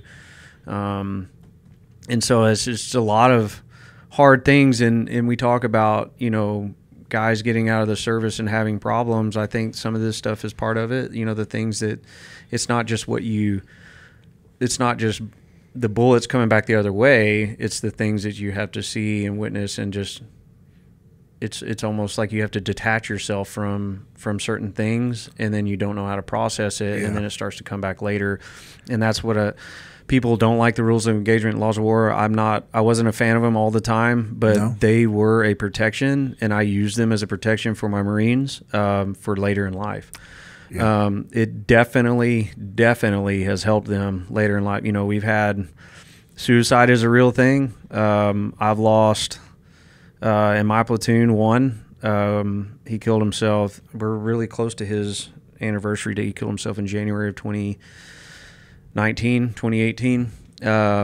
Sorry. Yeah, I mean, it's awful. But, you know, we lost Lance Corporal Rodriguez. He killed himself in the barracks within months of returning from combat. We lost a sergeant. You know, Cameron Miles has two or three beautiful little girls, you know, and then just last year, you know, another guy killed himself here in Dallas from my company. Didn't even know that he lived here. You know what I mean? It's just like, so these things hit you in the gut, and the only time we're having reunions is at funerals. Yeah. And they're not the good kind of funerals, right? Like, it's not like, oh my gosh, he died of cancer. Well, that's not there's no good funeral, right? But it's not like, I get what you're saying. There's tears. Yeah, it's awful. But anyway, moving forward, not anyway, but you know, that's just a shifting. Yeah, shifting away from that. You know, we go through a deployment. There's a lot of stories, a lot of funny stories. But you know, there's one that really is really important, that embodies us as a unit, as what our culture was, and then you know, really goes into what we called violence of action and how good we were at it. Yeah. So we were getting close to the end of our deployment. It was October-ish or September. And my boss came to me. He's like, hey, something's coming up, something big. You know, we're putting together a huge package. We're going River City, which River City meant no communication. Like, they shut down all communication, no out, no in, no letters, no email, no nothing. And we were like, oh, okay, this is big. And so we spent almost 3 weeks prepping for this operation. It was an operation on the border of Pakistan. And what we were basically doing was taking our task force from the river down through the mountain pass into basically a Taliban bed and breakfast. It was a resupply point. And at the time, I don't know if it still is, but it was the largest. It ended up being the largest offensive action in the Afghan war history. Was what we were planning for. And so as we're getting ready for this, it's like, it's a huge deal. They're dropping leaflets like in town. So this is where we get into 429 Alpha, where, you know, the rules of engagement have been lifted. And, you know, a week before, Sonny was tapped to go with the British SAS, and they went in by themselves through a mountain pass. We'd never been here before, right? So him and the British SAS, small team, maybe less than 10 dudes, go in. They cover this whole route, which was a 22 to 25 kilometer route through mountain passes, or through the mountains, I guess. Well, not mountain passes, but through the mountains. And, you know, they're taking contact the whole way. Sonny's told me stories about them, like first round effects with 60 millimeter mortars, like without tripods. Like, talking about, like, and not everybody's going to truly understand what that means, but trying to hit a target with a mortar tube is hard enough whenever you have all the stuff to hold it up. These guys are like free-handing it. Kentucky windage. Yeah. And these guys, like, could have been luck, but I want to say it was proficiency, because proficiency and the good Lord. Experience. Yeah. And the good Lord too, who played a big role in this whole thing. So anyway, Sonny goes in, he develops this route, builds this route, uses all this stuff. He comes back, he links up with us right before we push down, and, you know, he's given us the route. My platoon, my company was tapped to be the point company for the whole operation, and my platoon was tapped to be the point platoon of the point company. So tip of the spear we were going to be, and you know, there's a lot of planes, there's a lot of stuff that going into it. We've got B1s dropping payloads of JDAMs. We've got A6 coverage, you know, A10 coverage. Spectre gunship. We had Apaches on station as well. Like when they bring Apaches in, like you're getting like a good deal. Like we made it. We made it. We made it, boys. We made it. We don't have the Cobras anymore. It's like Cobras were awesome, but it's like when they bring Apaches in, that's the real deal. That's crazy, man. So we start this push, and it's a whole long workup. And we're getting ready for it, but right before we left, a gunner comes up to me, and leadership's talking. We have to go through everything, right, in a plan like this. This is a big operation. It's very complex. Our part was so small in it, but basically we were going to go down, lead this task force of 75 vehicles down into this village, and we were just going to occupy it. We were just going to completely engulf this city and destroy it there's huge weapon caches, drugs, whatever you name it, was going to be there. And once we got in the city, SAS and another platoon from another company was going to push through this small market. But SAS was going to be in charge of, gathering all the intel. And so our job, once we got into the city, was to provide a blocking position, basically straddling the border of Pakistan, because all the reinforcements were coming in from Pakistan. Even though they were our allies at the time, they were really being helped out by our allies. But anyway, so before we go in, leadership's planning for this stuff. And you want to talk about Marines and their aggressiveness and their ability to just take a task and move forward regardless of what the dangers are. We were, it was said but not said how dangerous this was. And so a gunner who's not quite enlisted but not quite an officer, like in the Marine Corps ranks, they're considered an officer, but they're just mythical creatures, and they have all sorts of experience, and they're masters of their trade. And this guy comes up to me and he's like, "Hey, I just want to be real with you, and I'm going to go be real with your Marines, but you need to be real with them too." And I'm like, "Sure, what's up?" And he's like, "Y'all ain't making it. Like, you do realize what you're walking into." And I'm like, "I know it's going to be bad." And he goes, "No, like, this is defense in depth for 20 kilometers. Like, we've been dropping leaflets on them. We've been bombing them. Like, they know we're coming, and they've planned for us to come. They know about which way we're going to come, because there's only a few ways to get there, and they're ready. So we don't exactly expect your platoon to quite make it down into the village, and if y'all do make it, there probably won't be much left of you guys." And who is this guy again? He was a gunner. Okay. Like, he was a chief warrant officer. Chief warrant officer. Okay, yeah, you said non-enlisted, not officer, but gunner. I was like, chief warrant officer. CWO. Yeah, we call them gunners. Oh, okay, that makes sense. Yeah, okay. He was like, I'm sorry, warrant officer. Yeah, he was a warrant officer, the highest Yeah, ranking warrant officer you could get. Like, Oh my like he goodness. was. Yeah, this guy is the guy. He is the man, Yep. right? Like, and we loved him, right? Because he could. Dude, warrant officers are awesome. And nobody's going to check him. Like, he, yeah, does he have to submit to authority? Yes. But Yes. homeboy's going to say what he's going to say. And it's like, Yeah. I mean, it's just like First Sergeant Hughes, who became Sergeant Major Hughes. What Sergeant Major Hughes said, Yeah. yep, I get it. like, we got you. We had some awesome warrant officers and SEAL teams that you're just like, oh. Okay. How do you know that? Yeah. My buddy from Ar Platoon, Benny, he's out now. I can say his name. We've talked about a few things. But I talked about him on Jocko's podcast. I called him the Badger. That's a good nickname. Yeah. Oh, very fitting. But he retired as a warrant officer in the SEAL teams, and it was like, So anyway, so this warrant officer tells you. Yeah, this warrant officer is doing me a solid, right? Like, but when this dude comes in, I might have had a conversation with him on a range, like whenever I got in trouble for throwing blue body grenades in the wrong spot. You get in trouble, like we get in trouble all the time. But anyway, that's a different story. Like, I got my secure range safety officer license pulled, and he had to like give me a talking to. Yeah. So, I didn't have any conversation with him. So for him to come up talking was a big deal. And so he's telling me this, and, I'm going like, well, super. Yeah. Appreciate the vote of confidence. Yeah. I kind of joked about it. He's like, "No, this is real." And I'm like, "Well, okay, I got it. I'll talk to the Marines." He's like, "I'm going to talk to your Marines too.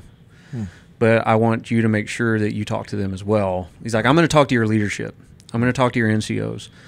and let them, know. And I'm so glad he did, because this gave me, now speaking today, it gave me confirmation. It gives me credibility whenever I say things like this, because the things I'm about to say are questionable in what really happens, right? And so a lot of this stuff is backed up. I'm going to say that right now. There's now staff NCOs that will back up what I'm about to say, and probably officers too. And I'm not going to say anything like super confident. Yeah, there's like nothing. It's just this story is so incredible. So we, I go talk to I talk to the sergeants, and I'm like, hey, this is what's going on. They're like, yeah, we know. Gunner came and talked to us. I'm like, you guys good? And they're like, let's roll. They're like, are we good? Freaking meow meow. So like, I'm like, all right, so I'm going to talk to the Marines, and it's like the night before we leave, right? So I go talk to them. I'm like, hey, this is it. Like, these are the expectations. This is what expected of us. This is our job. But here's what the expectation is. So we have critical loss type guidelines. So like, when you go into an operation, you're like, well, if we have 4 vehicles and we lose 2 of them, then we're going to retreat. So like in this operation, we lost 20 something vehicles. There were 75. So I think the critical loss limit was 25-ish vehicles. That's how they were planning on losing, possibly. And so I'm like, we have 4. Crap. Like, uh-oh. And we're running point. Yeah, that's much more than, okay. So I was just real. At that point, we'd been together a long time, almost 2 years, and we'd operated together for a while. We'd been through a lot of things, and so I just felt like I had to be honest with them. Like, guys, we haven't been able to talk to our families for a reason. This is the real deal. We're not expected to make it. Like, not all of us are going to die, kind of like, but we don't have good odds of making it to the town to actually finish the job that we started to do. And there's plans for people to take over our holding positions. And the plan is, when your vehicle gets disabled, we're just going to push you out of the way. We're going to treat casualties. We're going to get we're not going to just run over people, right? But we can't stop the show. We can't stop the train. We have to keep pushing forward, because we're all in a mountain pass. Like, everything's like this. So you're driving through and you're looking up, and all of our vehicles, our turrets can't shoot that high. The angle that we were fighting at was at a huge disadvantage. And so I'm telling the Marines this stuff, and they're all just like, most of them are like, yeah, like, let's go. Let's go die. And some of them are like, oh my God. I think I have a hernia. Like, I don't want to go. I got the black lung pops. Like, there's a couple of them, and I know there's like Platts, and a few of the guys are like, they're having PTSD right now, thinking about like the names of these kids are going through their head. And it's not the names. Anyway, it's the least guy that you would least expect to be a warrior is like the guy that comes up being a warrior sometimes, like the little fella like that. So like a Ben Bridges, like he's small guy, but that dude is a freaking warrior. All my Marines are warriors. Like Flo, he's very honest. He's just a normal looking dude, but that dude can fight. Like and we're maybe not, well, we fought together in bars in cahoots, but he was a part of one of them. But that dude can employ, a weapon system, and he can employ Marines, and that's what we're there to do, and that's what we were trained to do. So we start this op, and it's a fiasco for us at the beginning when we leave. Sonny's vehicle, his engine blows up, and so I'm like immediately down one vehicle and my platoon sergeant.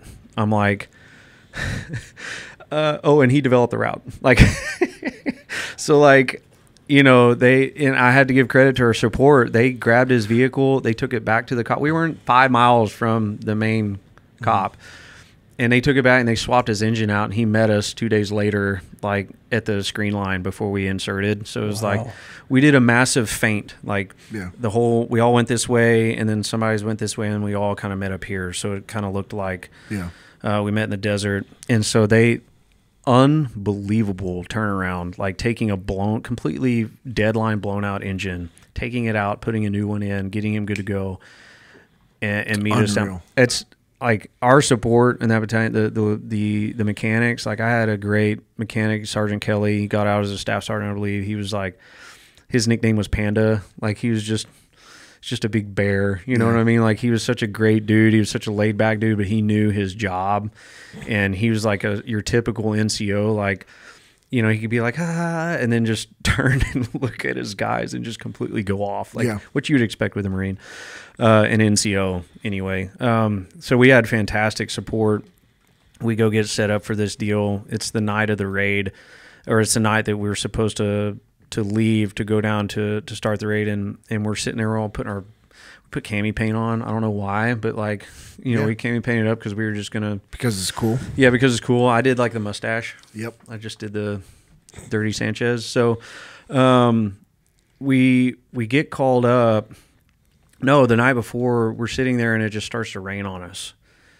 Okay, and we're like, this is weird. We don't like this.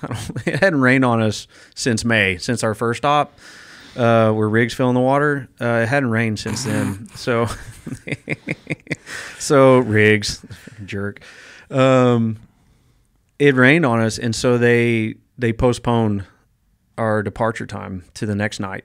So we were all ready to go, and then they're like, no, it rained. We're gonna wait. It's too muddy. Like, we got a lot of it. We're pulling they're pulling dozers. So they got semi-type truck, whatever, with a dozer on it. Like, so we got to have like pretty decent. And that once again goes back to Sonny and the route that he picked. He had to account for like low boys pulling like stupid, right? It's like, why are you bringing? It's probably like when you guys showed up somewhere and y'all showed up with your pallets, and all the Marines are like, why do you have all this stuff? Because we need our PlayStation. Yeah, right. Duh. Why do you not have this? Like, or it's like, or stuff that matters. Like, you know, like, I know. Oh, you have ammo. Wow. Yeah. Like, would you like some of this? Yeah. You have cool patches that y'all snuck in. Wait, what? You have patches, and you have, I don't know, what's that liquid in those Listerine bottles? It smells so delicious. That was definitely not. You guys Ramadi, but you guys were allowed to. They were allowed to. Well, I don't know about SAS was allowed to have alcohol. We could not have alcohol. Oh, but did y'all have it? No, I didn't. We didn't. We weren't allowed to, but I did. What of it? It's 13 years later. No one cares. My buddy mailed it to me. We so barely could get mail out of Camp Crigador, let alone booze. I had Listerine bottles of booze. So yeah, I know. It's okay. You're a little more resourceful. Blessed. It was more hashtag blessed. Yeah, hashtag blessed. This is before hashtag. Okay, so we're crazy route. Semi trucks, semi-trucks, bulldozers. That's insane. Like we're like that's how we do it, right? So we start, or the next, we roll into the next day. We're freezing. We're like so amped up, and then you're like, probably like not on the same level, but on a similar level as the airborne guys on D-Day. It's like you get geared up and you're ready to go, and they're like, we're not jumping tonight. Like, and you're just like, oh, yeah. It's like, and so the next day we're getting ready, do it again. We get called up. Myself and my vehicle gets called up to the head shed before we start, and Ben gets off the vehicle and he's doing his sergeant thing where he goes around and talks to the other guys, like trying to get information, like what are we doing? What's happening? Like, give me some scoop. And I'm talking to other lieutenants doing the same thing. And it was like, I'm not kidding you, it was like being at a funeral.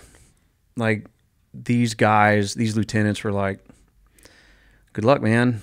Like, I was like, yeah, we don't need luck, right? And they were like, no, but like, yeah, like Godspeed kind of thing. And I was just like, well, crap. And so we get back in the vehicle, and I'm looking at Ben. I'm like, well, how did your powwow go? And he's like, the most depressing thing I've ever done in my life. And I was like everybody's looking at us like we're dead already. And I was like, so we drive back to the screen line to the platoon, and it's like depressed. Like it was silent. Like we were like not scared, but we were like, oh, like they think we're dead already. Like it was pretty. It was significant. Like for even at that point for us to be like, oh man, what's about to happen? Yeah. Like, what are we doing? And so we start. You know, we were all on a screen line. It was awesome. Our colonel made us do it. It was like a moving line. So we all started driving at one time. It was like, charge. That's awesome. And then we all just like merged into a single file line. And I mean, you're talking like all the vehicles that did that.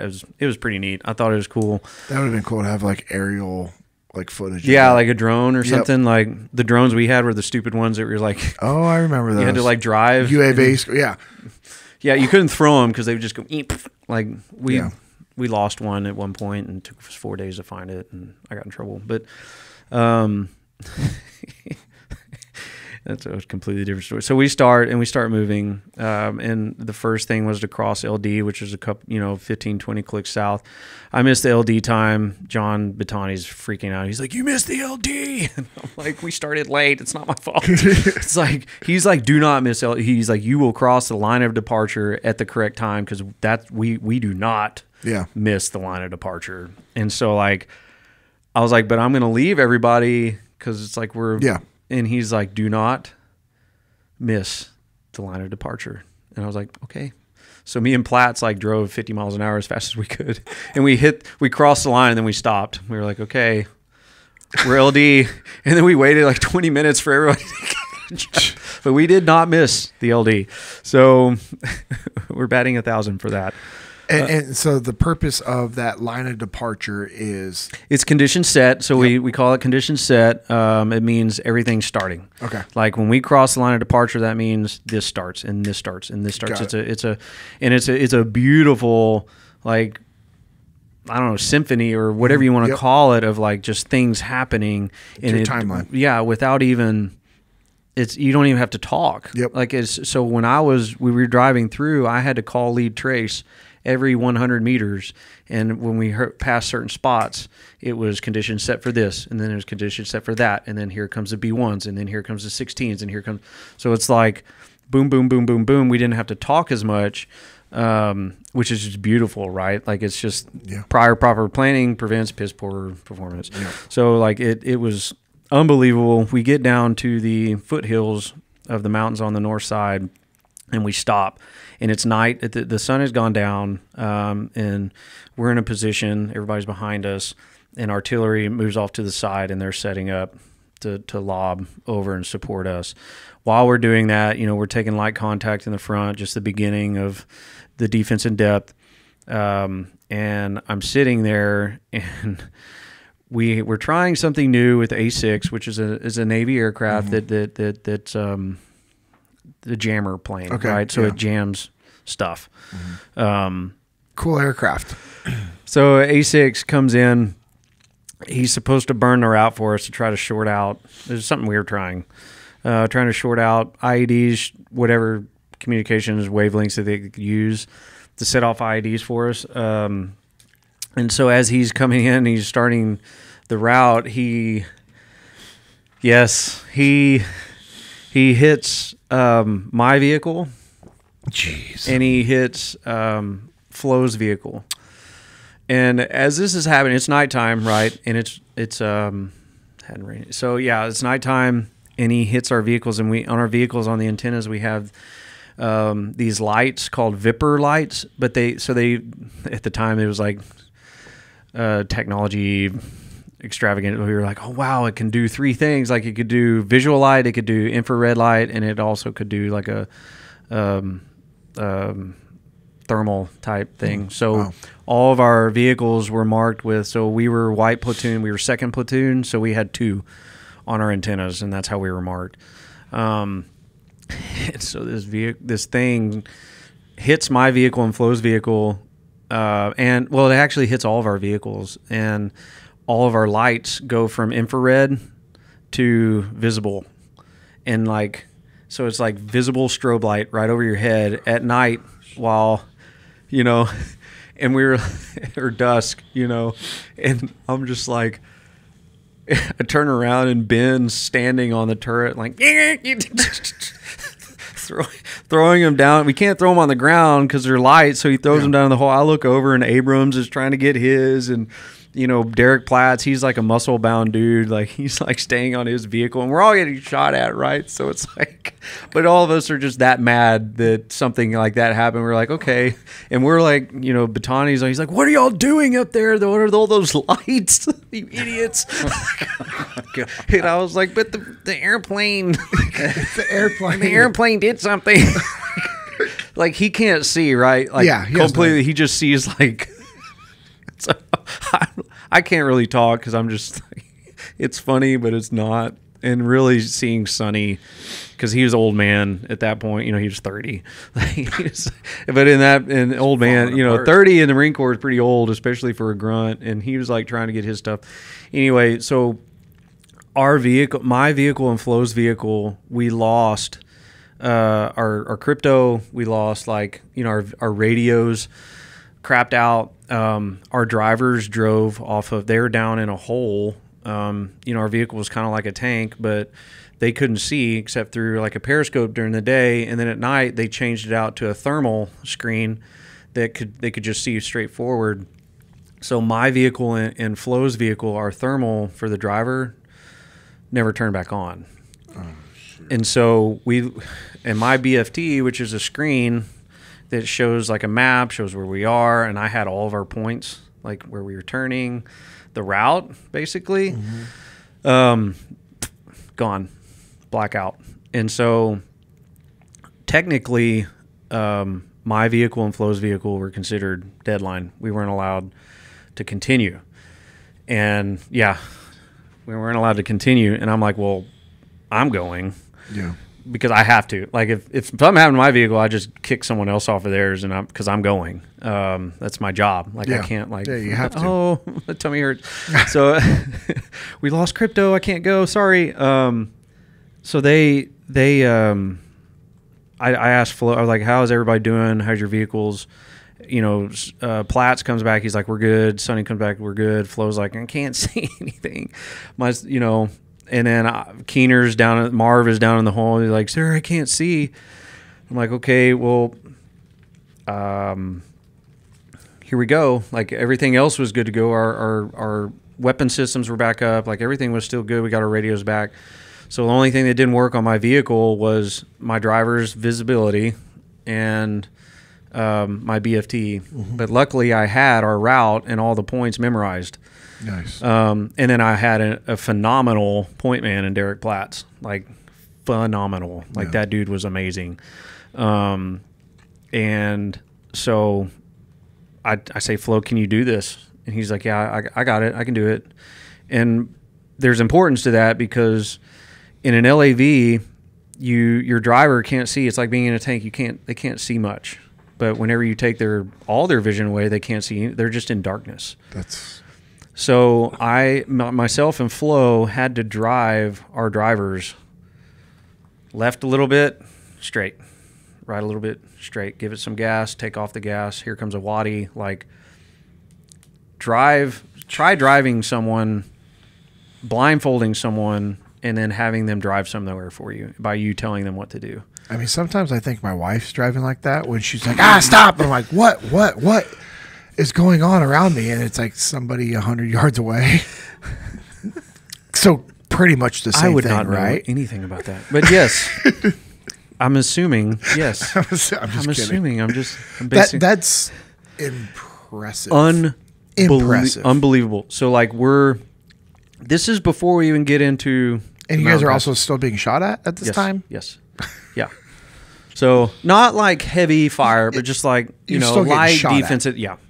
So, well, I just want to make sure that it's not like, it's just like D-Day type stuff. We were taking contact here and there. Anyway, so we start pushing forward and it's dark. We go through the whole mountain pass. And I'm telling you, this is like 8 or 9 o'clock at night. Our time to get into the town where SAS was getting dropped in we had to be there by 04. So we had 7 hours to get there. And through all of that, Platts and I got us there of 03. We were there an hour or an hour and a half early. Nice. Which is great, right? Yeah. It's not planned, but it's great that we got there the whole time. Just fighting the whole way, right? Like it's a complete mess. But the point of the story isn't the fighting. So we get into town. When we don't get into town, we're waiting to get into town. Here comes SAS. They get dropped off, and there was a huge minefield that we knew was a minefield. But that we had to drive through. And so we had engineers lined up to shoot off Micklicks. I don't know if you've ever seen or heard of one of those things. No. But it's basically a huge 7-ton truck with like a harpoon gun on it, and it shoots 200 or 300 meters away, and it's a line. And then on the line is just nothing but C4. Oh, wow. Nice. It's amazing. It's one of the coolest things I've ever seen, because they shoot it out, and then they pull away, and then they're like, and boom, and it creates a road for us, right? Wow. Like it blows everything up, and it creates a path for us to drive through. Engineers, for whatever reason, had a hard time that night. I don't know what it was, but they had a really hard time. We've got 70 vehicles backing up. They're all, we pretty much cleared. As I'm driving through, we're clearing things. But we don't hit everything, right? We don't clear everything because we're moving. Yeah. We're not stopping every time. We're just moving. Yeah. And so everybody is taking contact as we go through. One Micklick goes off, and they're struggling to get. There were supposed to be 2 or 3, maybe 4. SAS has been inserted. They're in the town. They're fighting by them. They're alone and afraid, fighting. Yeah. Jeez. And this isn't like. Yeah. This is a pretty big deal. 130 gunships on station. They're giving them support at least. So like I'm looking and I'm seeing like the fireworks show, and I'm just like, we're just like, we know these guys at this point. We've been working. So like I'm just, I don't know what's happening to them, but we better freaking get there. And John's like, I don't care what you guys do, get the engineers out of the way and get into that town now. Wow. Okay. And so I was like, okay. Yes, sir. So I said, Platts, you ready? And he goes, what are we doing? And I said, we're driving through the rest of the way. I was like, we're going to follow the Micklick path, and then the rest of the way, you and I are just going to be side by side and drive. Yeah. And I don't care what happens to me. I don't care what happens to you. We're driving through. We got to clear a path. And then I said, Flo and Sonny, they're right behind us, a couple 100 meters. If we get blown up, it's just fill in. Just keep going until you get through. So we got to get these people through. We got to get to SAS. They're sitting ducks. And so Derek was like, let's roll. And I said, all right, let's go. And so like here I am, Keener, Keener can't see anything. And he's like, sir, what's happening? And I'm like, just drive, buddy. Just drive. And I made him, I made him keep his hatch, because his hatch was right above his head. I made him open his hatch. It's in case we hit a bomb, like maybe he could be ejected out, not just completely squished. And so I'm like, do not open your hatch, buddy. And crack it, but don't open that thing up, because it's about to get real. And so we drive through, and the whole time, you're just like, and we drove right through. Nothing goes off. Go into the town. I link up with SAS. We fight. We set up our position. We fight for 36 hours. Throughout the night, for the rest of the night, when the sun came up, the fighting stopped here and there. People kind of calmed down. But when we pulled into town at 03:30, it was on, and we did what we did what we were there to do. So it was just what you would expect. Like it was a huge operation. SAS did a great job. Bravo Company, one of their platoons led by Lieutenant Bradley, they went through that market, and they just destroyed everything. And they found thousands of pounds of IED making material, weapons caches, cash, you name it. Like it was a massive, thing that we did. Drugs, opium. And so when it's time to leave, we were there 36, 40 something hours. I didn't sleep the whole time. Ben's in and out of the vehicle, taking contact. I mean, it's just that whole deal is a long story in itself. But once again, it's not a part of the story, or not a part of this story. When we leave, we're exfilling. We're the last ones to pull out. First one's in, last one's out. Our platoon. We were like, wow.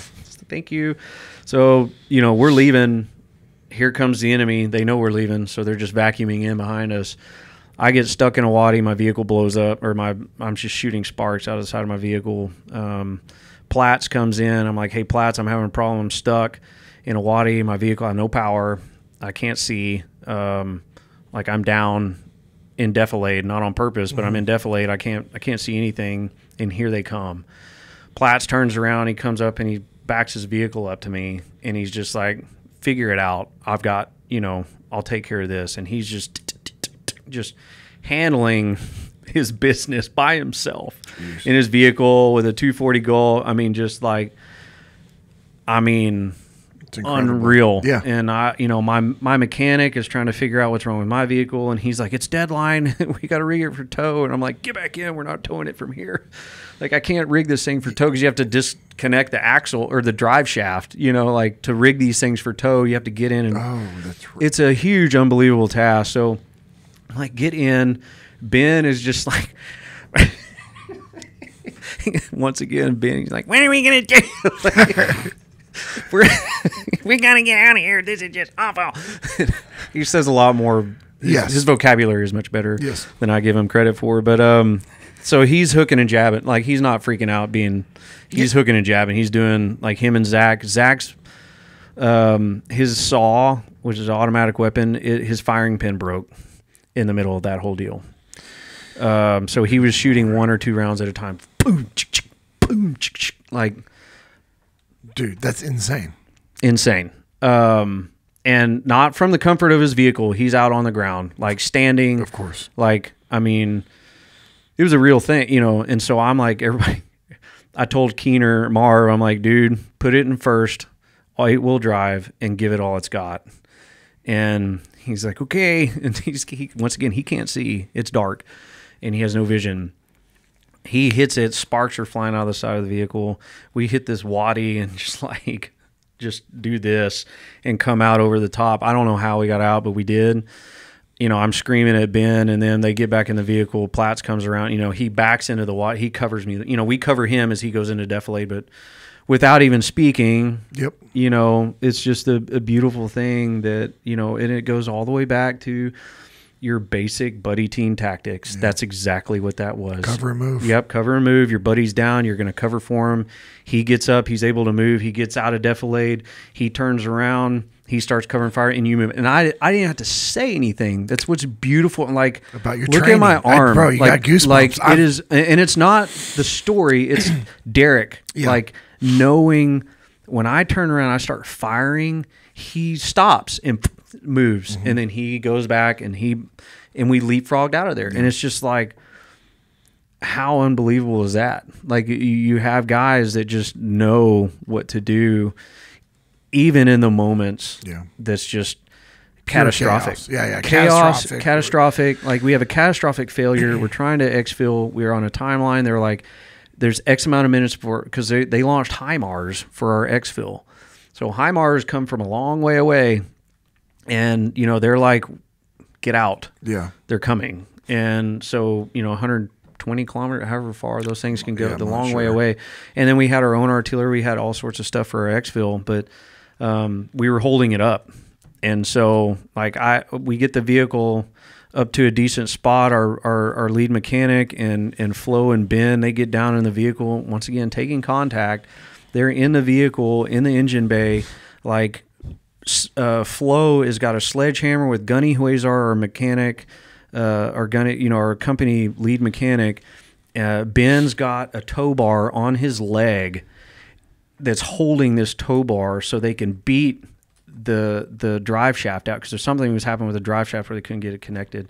So those guys are like, Ben's leg was like destroyed from this, because not because Flo was hitting with the sled, but he was holding this tow bar that was getting beat to death. I don't know how he did it, but he was able to hold that. He was able to pin this thing on his leg and hold it down so they could use that tow bar as a driving force to get the drive shaft unhooked.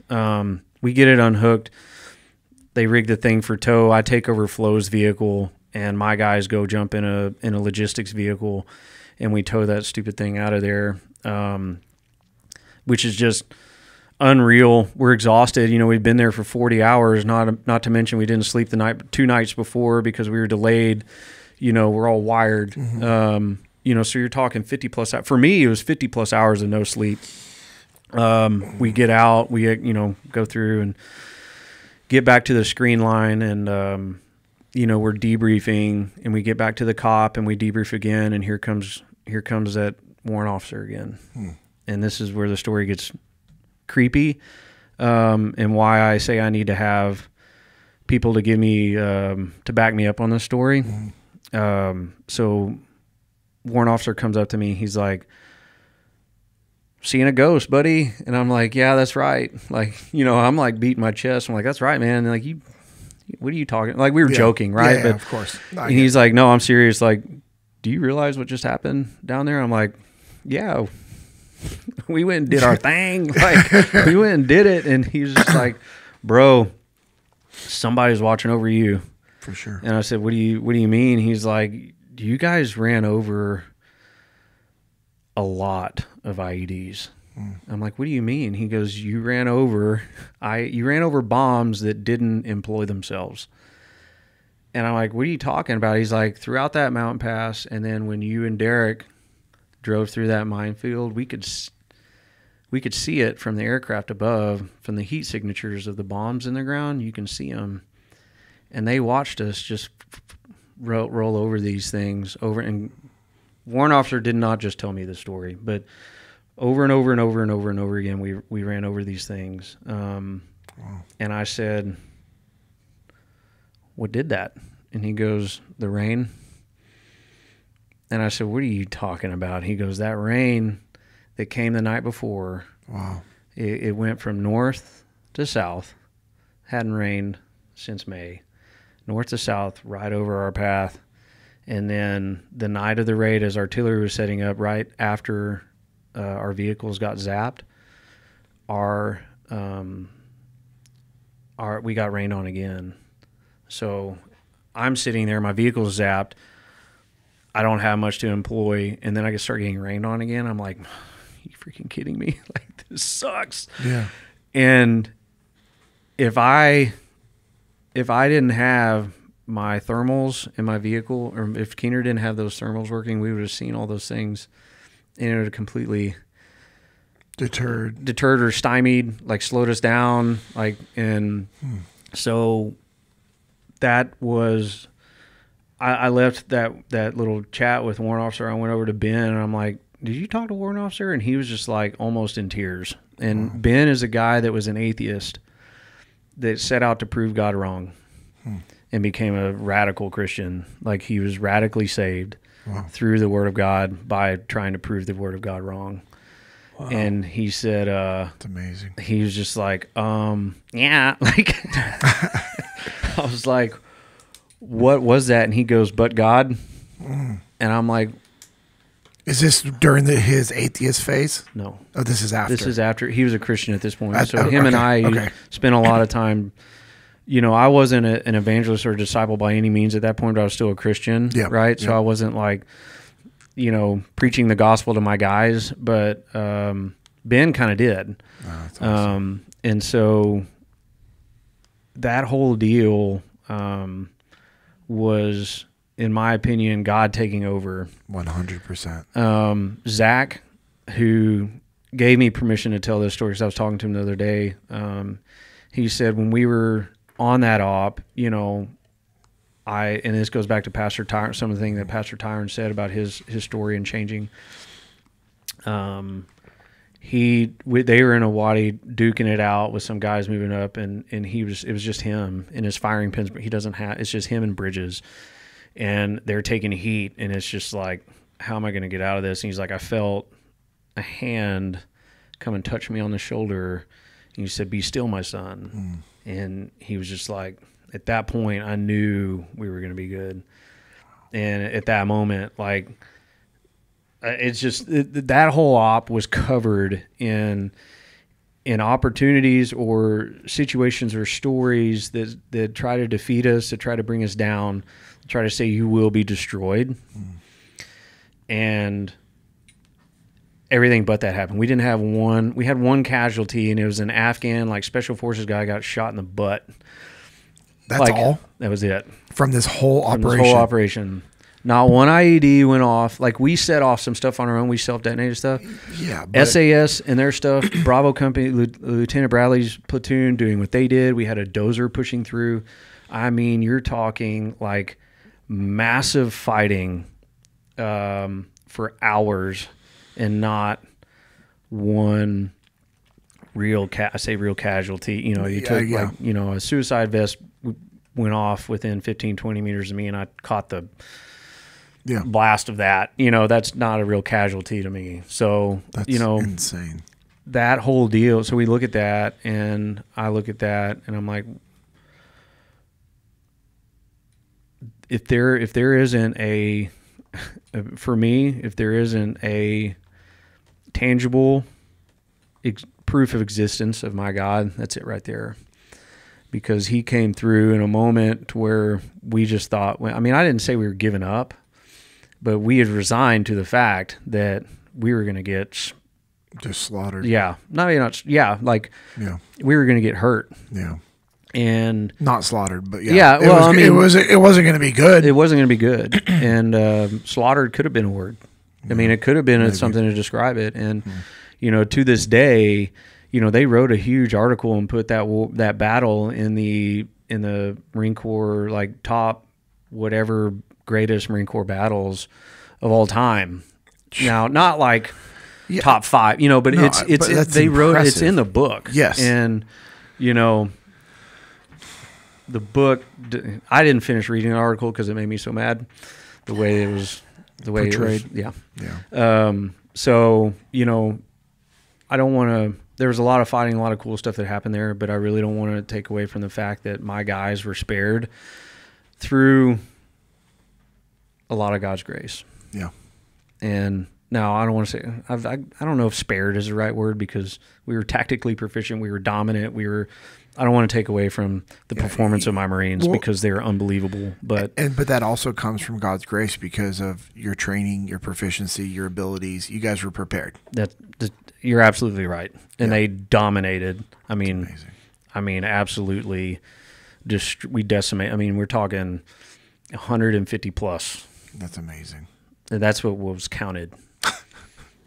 You know what I mean? Awesome. So it's like that wasn't just me. It wasn't just me. Yeah. But, you know, the whole op, and really the platoons that really did a lot of the fight. There's only a few groups that were doing all the fighting, and then the rest were kind of sitting up, observing, watching, judging. Mm-hmm. Look at the baby. Yeah. So that's kind of that's something that's really important, I think, for people to hear and see, is that the Marine Corps unit, us as a unit, and the Marine Corps as a whole was and still is a dominant force. And we were dominant not because of just, you know, our mentality or just a singular person doing one thing. We were dominant because of our past, of the culture that's been set before us, the name of Tuffelhunted, Devil Dog. Mm-hmm. I mean, that precedes us, and we carry that with us. We carry that on our shoulders, and we carry that chip on our shoulders. The John Batanis, the Sergeant Major Hughes, the Master Gunnery Sergeant Abrams, those guys are the reason why we were so dominant. Yeah. And it's not any one person. It definitely wasn't me. It was one unit, one group of people unified in spirit, and set forth on one mission and had one goal, and they completely wrecked it. But for God, we would not have made it. Yeah. I mean, the story would be very different. I might not be sitting here telling the story. Oh, yeah. No, you know what I mean? Yeah. Like, or, you know. I believe that to be true. I mean, based off of that story alone, and you're sharing all that stuff, and then what that warrant officer told you guys, I mean, that's unreal, and that is 100% God's grace. Yep. Yeah, that's a miracle. Yeah, it definitely is. It's a miracle. It's a miracle that still speaks to me. It still speaks to Zach, Ben. Zach really wasn't a believer at the time, and now he's like one of those guys. It's just like, you don't have to tell you know what I mean? Like, don't go up to the lady by herself and tell her about Jesus, brother. Like, I think you freaked her out. Like, but we'll change the approach. Love your drive. Yeah. I mean, that was it for him though. That's good. I mean, that was it for him. I don't know about any of my other guys, not all of them are very spiritual. I respected that from them at all times. I mean, I still do, but, for my part, for Ben's part, for a lot of those guys' part, they believed that something, even the non-Christian guys were like, something was up with that. Well, that'll always be in the back of their mind. It'll be something that they'll always think about. And then when there will be a moment in their life that they'll reflect back upon that. Yep. And that moment, I hope, is the moment that they think about. And that's when they decide, you know what, like, God, I'm yours. You know what I mean? Like, you spared me for a reason. Yep. Let's take advantage of this. Yep. And and then there's guys like you and the other guys that you mentioned that, that was just an undeniable confirmation of something that you already kind of knew, that you felt, and I'm willing to bet it's given you the boldness to be able to talk to people about Jesus and say, hey, here's the deal. Like, you can't take this away from me. Yep. And it's like when you have that moment with God, like, I don't care what somebody says. Like, nobody can ever deny me the times that I've been in the presence of God, where I've felt his presence. I've felt that protection, and it's undeniable. And you have an undeniable story, and I'm glad that you shared that with us. And I know, I know we're wrapping up our time, but our next episode, there's also, I think, a good amount of lessons that we can pull from that mission alone. Hundreds. In regards to, just lessons in general. Yep. And we'll leave it at that. Yep. But one, again, without me getting super emotional, I just want to thank you for sharing that story, because I love hearing stories like that about the brave men and women that fight for our nation, that, like you said, hey, the Marine Corps will always be who the Marine Corps is. Yep. And it's because of the men, like you were talking about. You're a guy that would go and get you that rip it. Yep. The guy that, went to MARSOC, these guys that are master gunnies, like, yeah, hey, we might have some ridiculous upper headshed leadership, that we see in the news that you're like, oh, that's the new Marine Corps. No. That's a puppet right now. The real Marine Corps is the men that were with you on that mission. Yep. And I'm forever indebted to those men, and I'm thankful for the Marines that you were able to work alongside and just come out from that one mission, right? And that's just one story of many. Yep. So as we wrap it up, man, any closing thoughts, or like just thanks, or anything you want to close it out on? Lucas keeps looking at his watch. I'm getting Free Fire Zone. Is that what we were looking for earlier? Free Fire Zone sounds not better than gun free zone, but Free Fire Zone. Is that what we were looking for? I think, yeah, whatever. Okay. There also been your own internal lingo for. I don't know. Weapons. Well, a term that comes to me is weapons hot, weapons free. Weapons free was kind of like a term on ranges where it's just like weapons you're allowed to fire your weapon. Yeah. So it's just like, to me, it felt like a weapons Googling what it would be. And for 2 hours. Free Fire Zone is the best I could come up with. It's a civilian term. When you're saying weapons free zone, that rings, I don't know. Yeah, weapons hot, weapons let us free. know. Let us know in the comments, please get in a fight over it. I know my guys will jump in and have their things to say. It'll give us a huge boost in the algorithm. Yeah, if you guys I think fight Ranky already jumped on I think I was battling Ranky on the YouTube comments. Like, I was trying to call him out, but I love that kid. He was one of my 11s. Yeah, let's go. Any final thoughts? No. We're still, my wife allowed me to come be here again today. It's incredible. She's a gem. She's at an appointment. She actually texted me a few minutes ago. So, bro, I have to recognize her appointment, and I'm gonna have to schedule with your wife when you can come back again, so you don't miss another doctor's appointment. Yeah. So, I asked her, like I said, hey, JP said we have to. I know your appointment is, but. I think the time that Lucas originally gave was 9:15 a.m. and that was her appointment time. I'm like, that's perfect. Way to go, Lucas. You're welcome. No, I asked her. I'm like, hey, do you want me to go to your appointment with you? JP's wanting to do another podcast, and she said, well, it's not like you went to the last one, so I was like, okay, cool. Sounds like permission to me. Yeah, she puts up with way too much. I think all of our wives do. I was just going to say, once again, we're all in the same club.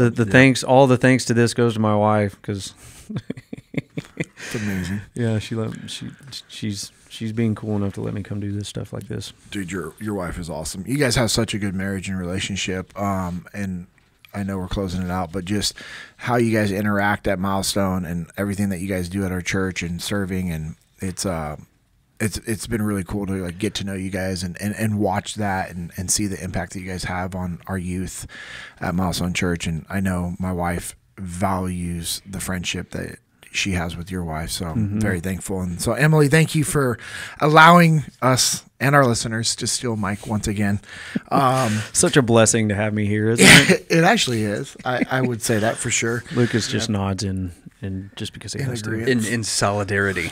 I'm nodding in solidarity. Is that good? That's my it's my dictionary word for the day. Okay. Does it go along with free weapons, free guns, free zone, free fire zone, free fire zone. Oh. Yeah. We're actually going to confirm that later. All right. As we fix us the internet. Yes, help us. All right. I want to thank you. Fix his beanie while he's at it. Got all my hair stuffed in it. Get your hippie beanie on. My Rasta beanie, baby. Probably before this gets way out of hand, I'm going to thank all of our listeners. We really appreciate all of you guys listening, sharing, subscribing, commenting. It makes a legitimate difference. If you want to follow us on social media, I am at JP Dinnell. Lucas is at LUCASPINCKARD. And Mike is Mikey M. Yep. 83. That's it, baby. Yes, it is. There we go. I actually lifted the friend request. So you can actually just follow me now. Oh, there we go. And be blessed with my 7 posts. Make sure you're following us at Echelon Front. If you want to learn more about what we do at Echelon Front, it's echelonfront.com. Love to hopefully work with you and your company at a future event. At one of your company's future events, or have you guys come out to a muster and field training exercise, a battlefield review, or the council. Also check out Jesus and Jiu-Jitsu _USA on Instagram. It's a ministry that I'm a part of with Isaac, Stephen, and Josh. We also have a podcast called the Jesus and Jiu-Jitsu podcast. We also do events about once every other month. We're doing a live event at different gyms, host a free Jiu-Jitsu seminar, then somebody shares their testimony, and then we open it up for open mat rolling. It's a great time for you just build that community around Jesus and Jiu-Jitsu. Also, if you guys want to continue checking out and supporting Little Cattle Co., I appreciate that. That is a company I am a partner of. It's at Little Cattle Co. Best friend Steven started that back in 2017. My wife and I partnered up with them, as well as Tyler and his wife Ashton. So our 3 families growing Little Cattle Co. Steven and his wife Amanda, obviously primarily building and growing that business. I just want to thank all of you guys that have gone to littlecattle.co for those orders. And I know a lot of you guys have been ordering for your customers as gifts as we closed out the year. And then even a few are talking about doing that throughout the year coming up. So we appreciate the ability for us to be able to serve you and your family and your customers with that Texas raised beef. Get that beef. Get that beef, dog. Also, On the Path Printing, if you guys want to follow On the Path Printing on Instagram, Josh and I started that company. It's a t-shirt apparel printing company, and we are, by the time you guys hear this episode, we are going to be printing shirts, which is awesome. Also want to thank all the support Origin and Jocko Fuel has given myself and any thing that I've been a part of over the years, since I, first met Peter Roberts and his wife Amanda Roberts, and then Brian Littlefield on the Jocko Fuel side. Everything that Origin and Jocko Fuel are doing is absolutely incredible. And a major inspiration to myself and a lot of people, what Peter and them are doing with Origin, and Jocko partnered up with them, and everything, the best jiu-jitsu gear, gis, rash guards, all that stuff. It's 100% American made. And then they ventured into the regular clothing line. So they have their athletic line, they have their boots, their jeans, their hoodies, their beanies, their belts, their wallets. You literally can be from head to toe 100% American made from Origin. If you go to originusa.com, you can check that out. Also, if you go to jockofuel.com, clean supplements, clean energy drinks, it's the best products out there. So very thankful to have that partnership and that friendship, more importantly, with them. And again, as we close it out, I just want to thank Mike and his Marines and all the brave Marines that are out there that are continuously in the fight, that are continuously preparing to be in the fight for whenever that day comes. And just want to thank you guys for listening. This has been the JP Dinnell podcast, episode 15.